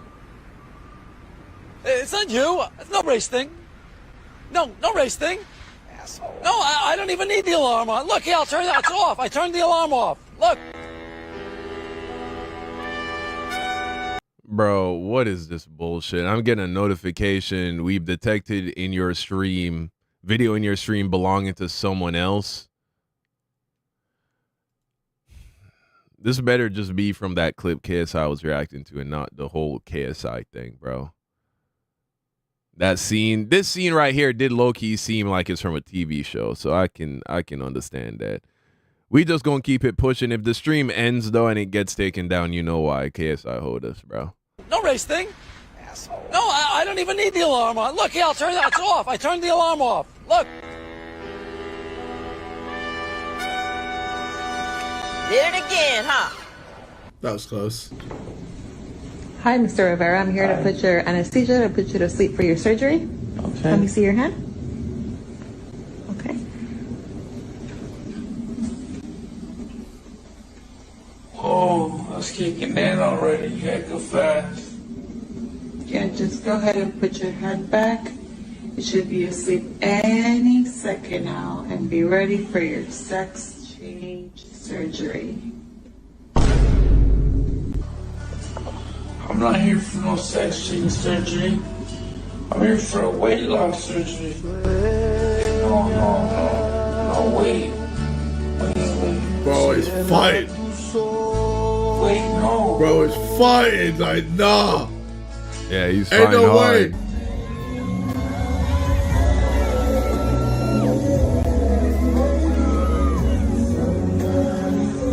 Well, think about old times. My brother is thinking about old times. He'd be like, back in my day. Want to be part of the school newspaper? Basically, you just got to hold a sign. All right, what you want to do? I bet. We love Long Beach. We love Long Beach to the Yeah, so bone. just smile at the camera real quick. But hold on. Lower the age of consent. All right. All right, okay. I'm going to rock with y'all. All right, okay.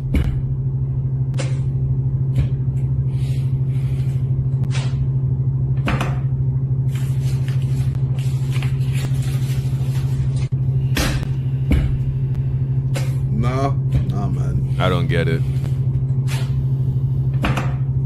Nah, these comments, man.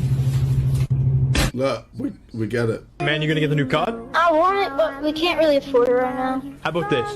If we win this game, I'll buy you the new COD. Actually, can I use the money to get my mom a birthday present instead? We don't have a lot of money right now, but she still bought me new clothes for school. So I want to do something nice for her. That is the nicest thing I've ever heard. How about this? If we win, I'll buy you the new COD and give you some money to get your mom a birthday gift. Actually? Hey, man, I got you. Let's get this win. Are we going to next circle?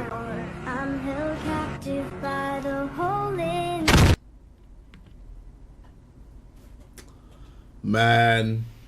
It's messed up, man. Nah, I ain't getting me. Bro, I'm on a roll. I've only laughed once. It's something all men fantasize about. You'll answer this one. Other men. Did you say other men? Other men. Other men? What? Only men. Did you boys hear that? Do you understand the question? What I fancy? Yeah. What men fantasize about? Other men. What? Make me look weird. Amputees, man. What? What's the craziest thing I've seen about me on the internet? The drawings that they make, like, whoever made that drawing, like, man, I'll break your fingers, dog, on the set. Like, if I see you in person, like, you wouldn't do that. Like, I'll make a drawing about you and your mom, like, and you wouldn't like that either. You know, I'm actually light skinned. Right. All of this is just like, this is not even my actual skin complexion. You're not light skinned. You like a caramel type of nigga. Like, not, but more on the dark side. Like, I'm W dark Dicky. Yeah, W Dicky. I'm a caramel type of nigga. That's crazy. I would never tell a nigga he's caramel. Fuck, I'm a snack to you, nigga. Grown ass man, mind y'all. This a grown ass man. Nigga said you caramel. what, nigga? Nigga just described me in a delicious way. Oh my God, Jeepers Creepers, it's Castanet. Nigga, what's God, not but a cooked Kai. Get over here. Stealing. Stealing. No stealing. No. Take it out. Take it out. Come here. Right here. Wait, what? Boss wants to talk to you. Yeah. Come here. You can sit down right here. Sit down. What? Sit down. Talk to him. Talk to him. Talk. Hi. Hey, talk. Hi. Talk. No. No, talk. Say hello. Hello. One second. Wait. No. One second. Excuse me, ma'am. Ma'am. This guy's messing around on the microphone. I don't know. Calm down, dude. Chill out, dude.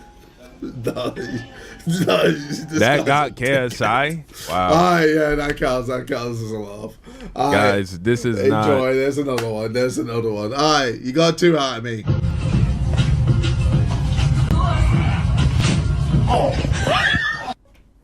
Nice. That's unfortunate.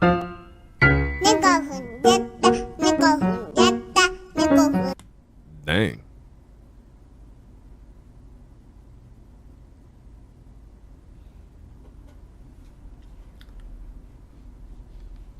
Nigga, what?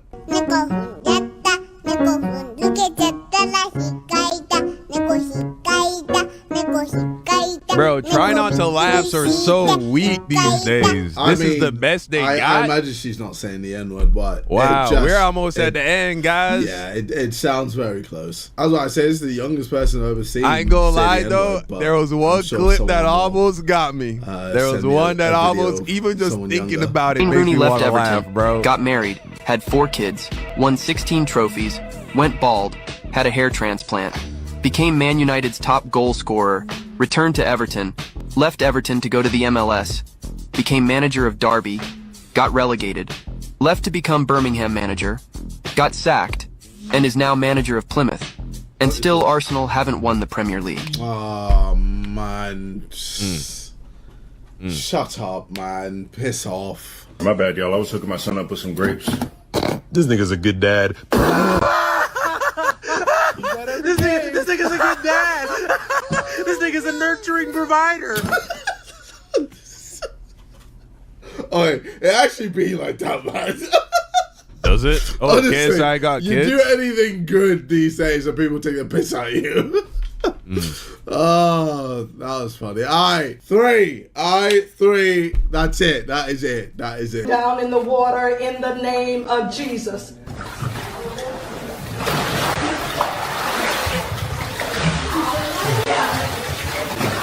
Tom, help him out. Pastor baptized himself. Yo, I was about to say, where's the woman, man? And she drowned in this one. Alright, you know what? Try another try. Another try not to laugh. All right. Oh, hi. You're right, Jets. Can you guess my country? India. India. How you know? I guess That was a little funny. Anyway, 600 quid. All right. Wow. Let me show y'all the funniest clip in this whole thing, bro.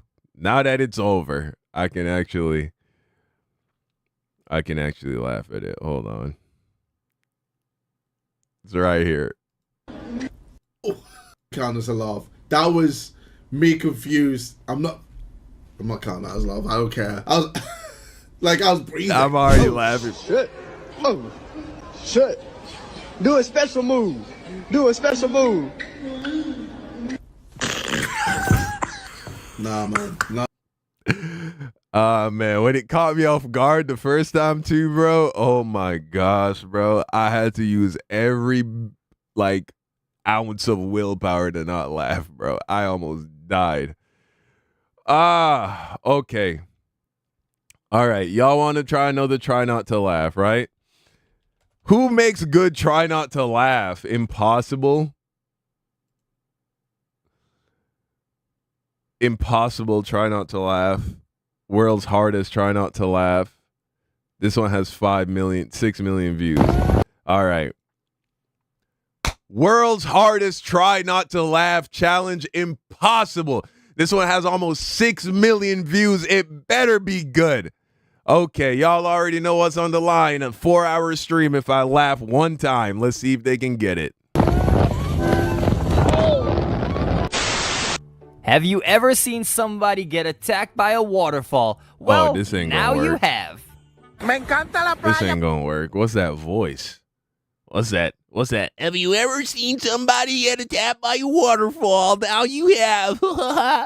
What is that? That ain't gonna work for me. That ain't gonna work at all.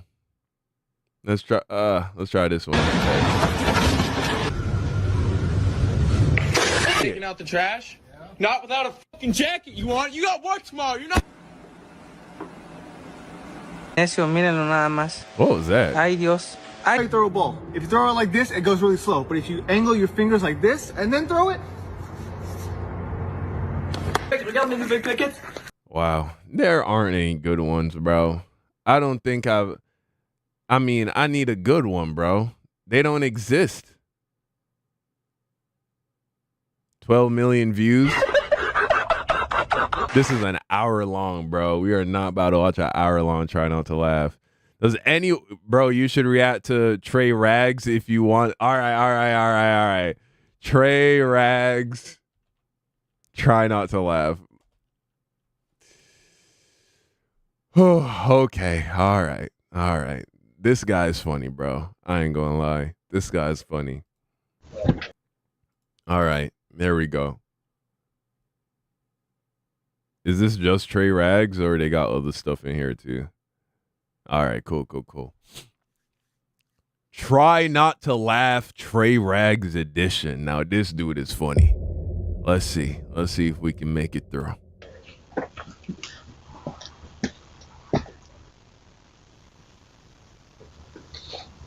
Hey, I know. I know you told me not to come over here because your husband may be here, but I just, bitch, I miss you. What the fuck? What am I supposed to do? I'm supposed to just go home and not have none of that good shit. Fake. Not funny. Boo. Not funny. Boo. Fake video. Boo. All right, come on, let's go. Get me something funny, bro. Oh my gosh, bro. You just made us lose again, bro. You straight dog water, bro. I don't even know I had you on my team. Are you listening to me, bro? Menace 27? I'm listening. I'm just not sure if you're talking to me. Where's that music coming from? And yeah, I'm talking to you, bro. You trash. I'm trash? Okay.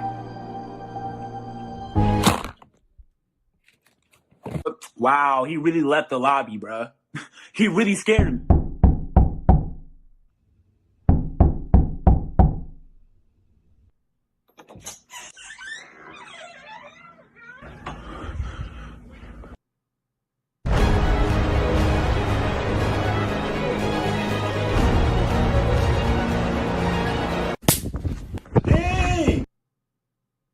Okay, Charites, about your missing package, we believe that it's around the summer, eh?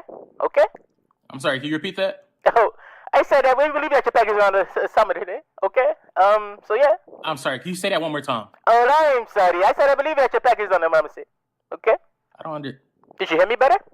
Can you put somebody else on the phone? Okay, that'll be no problem, okay. Hey, here you go. Alright, you calling for a missing package, am I correct? Yes. Okay, the missing package, we believe that's on the other side, man. Okay, I don't know if you got number for it. Hey, bro, can you put somebody else on the phone? Okay. Hey, here you go. Okay, Yo, do y'all have somebody with an American accent, please? Oh, the American accent. All right, y'all, we on the hunt for one, bro. All right, someone said Flight reacts. Try not to laugh. All right.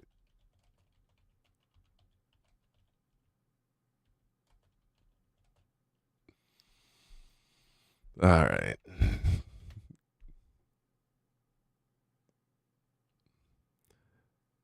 Flight reacts ultimate. Try not to laugh. Yo! Do you want to do one with Flight reacting? I mean, I guess they're all. It's from his own page, though. This is the one for real. This one? Ultimate try not to laugh?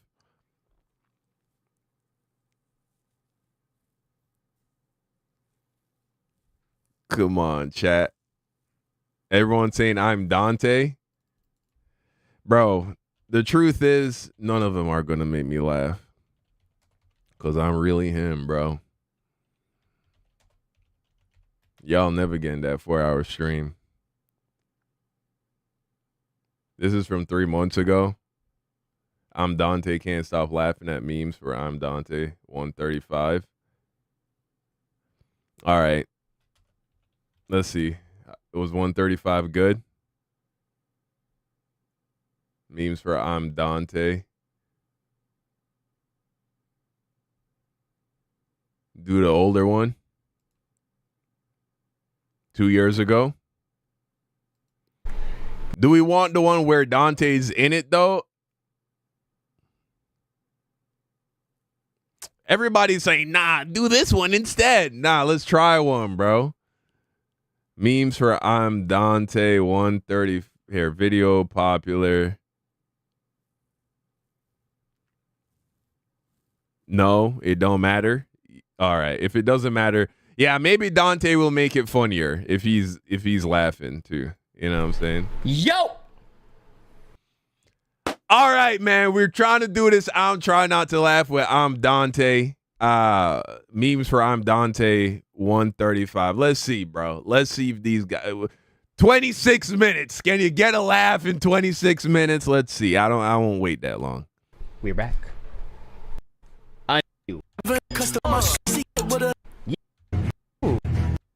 Too far. All right, here we go. Let's go. Coming. That friend that takes the compliment too far. I did. Your body like yeah. It's me. Nobody like yeah. The original video's in the description. All right, bet. No, it's not.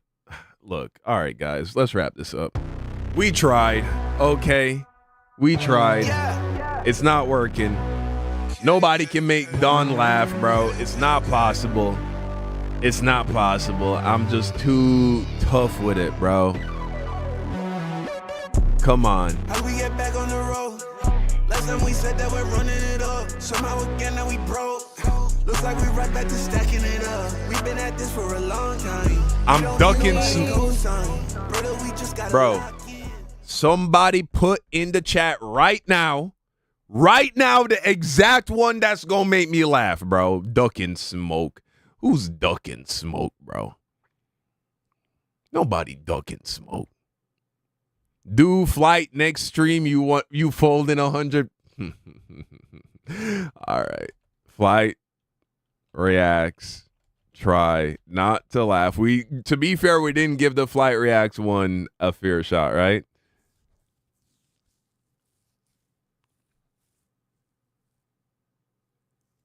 Ooh, which one Rage be reacting to? I'm motherfucking. He's doing fine, and oh, he.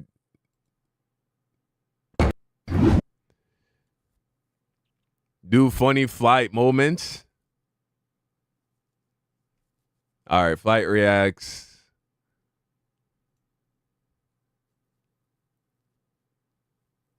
Don't switch, commit. Bro, it's which one, bro? Tell me which one y'all want me to watch.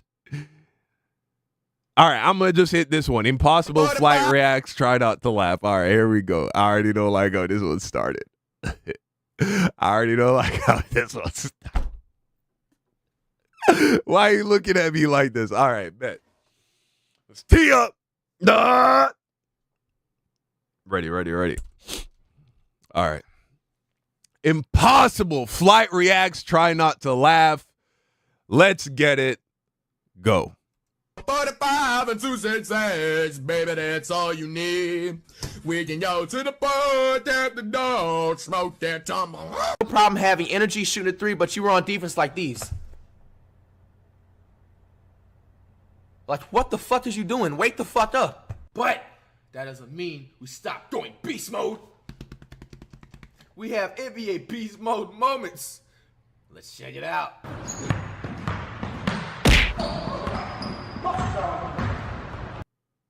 Here, let me move my thing because he's always in the bottom left. Let me move mine. Oh, fuck!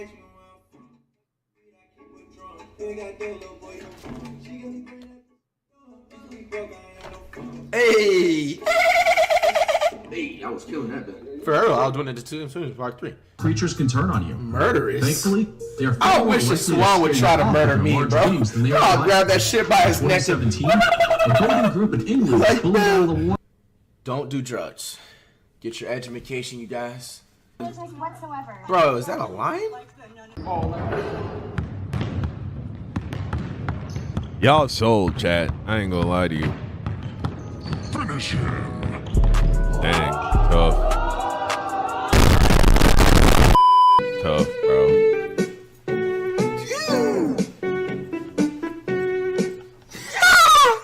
What the heck is this? 3 reactions, though.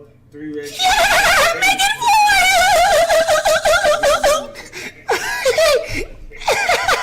Yo, this has never been done. You came in here. Volume up. Someone out there is bound to become the next NBA star. It may be someone watching this video right now, but the odds of them getting the opportunity to meet and guys, this is not gonna make me laugh. Future opponents. Guys, this ain't gonna make me laugh, bro. I can already tell it's not gonna make me laugh. Don, end this, yeah. Soul, bro. Chat, soul. Y'all had one chance, bro. One chance. Yeah. All right. That's it. We game over. But I'll still stream tomorrow. It might not be a 4-hour joint. No cavity before, bro. I'ma come with energy, bro. But shoo. All right, y'all. Peace out, man. I'm out. Last time we said that we're running it up. Somehow again now we broke. Looks like we right back to stacking it up. We've been at this for a long time. We don't need nobody co-sign. Brother, we just gotta lock in. Already know that it's go time. Look out for me, like how I look out for you. Don't trust no one. I don't trust nobody new. Everybody gotta move. You gotta watch how they walk in. I don't got nothing to prove. You better watch how you talk to me. I don't wanna crash out. That's why we don't got shit. Always wanna spaz out. Always on that young shit. All of my niggas on go. They love the road. They never giving it up. How long is this gonna go? I do not know, but I'm down for it. How we get back on the road? Last time we said that we're running it up. Somehow again that we broke. Looks like we right back to stacking it up. We've been at this for a long time. We don't need nobody co-sign. Brother, we just gotta lock in. Already know that it's go time. I don't wanna tell your ass again. Do not fuck with that bitch. She is not your friend. Everybody tryna tell me shit about what you did. I ain't tryna hear that shit, but I know that's what you did. Fuck, nigga. Ain't you tryna get your money up? Let's go, nigga. I'm just tryna get this money up. Let's go crazy. Love how we get when we're dedicated. One day we gonna say that we made it. They cannot say that we hesitated. Getting it up like it levitated. How we get back on the road? Last time we said that we're running it up. Somehow again that we broke. Looks like we right back to stacking it up. We've been at this for a long time.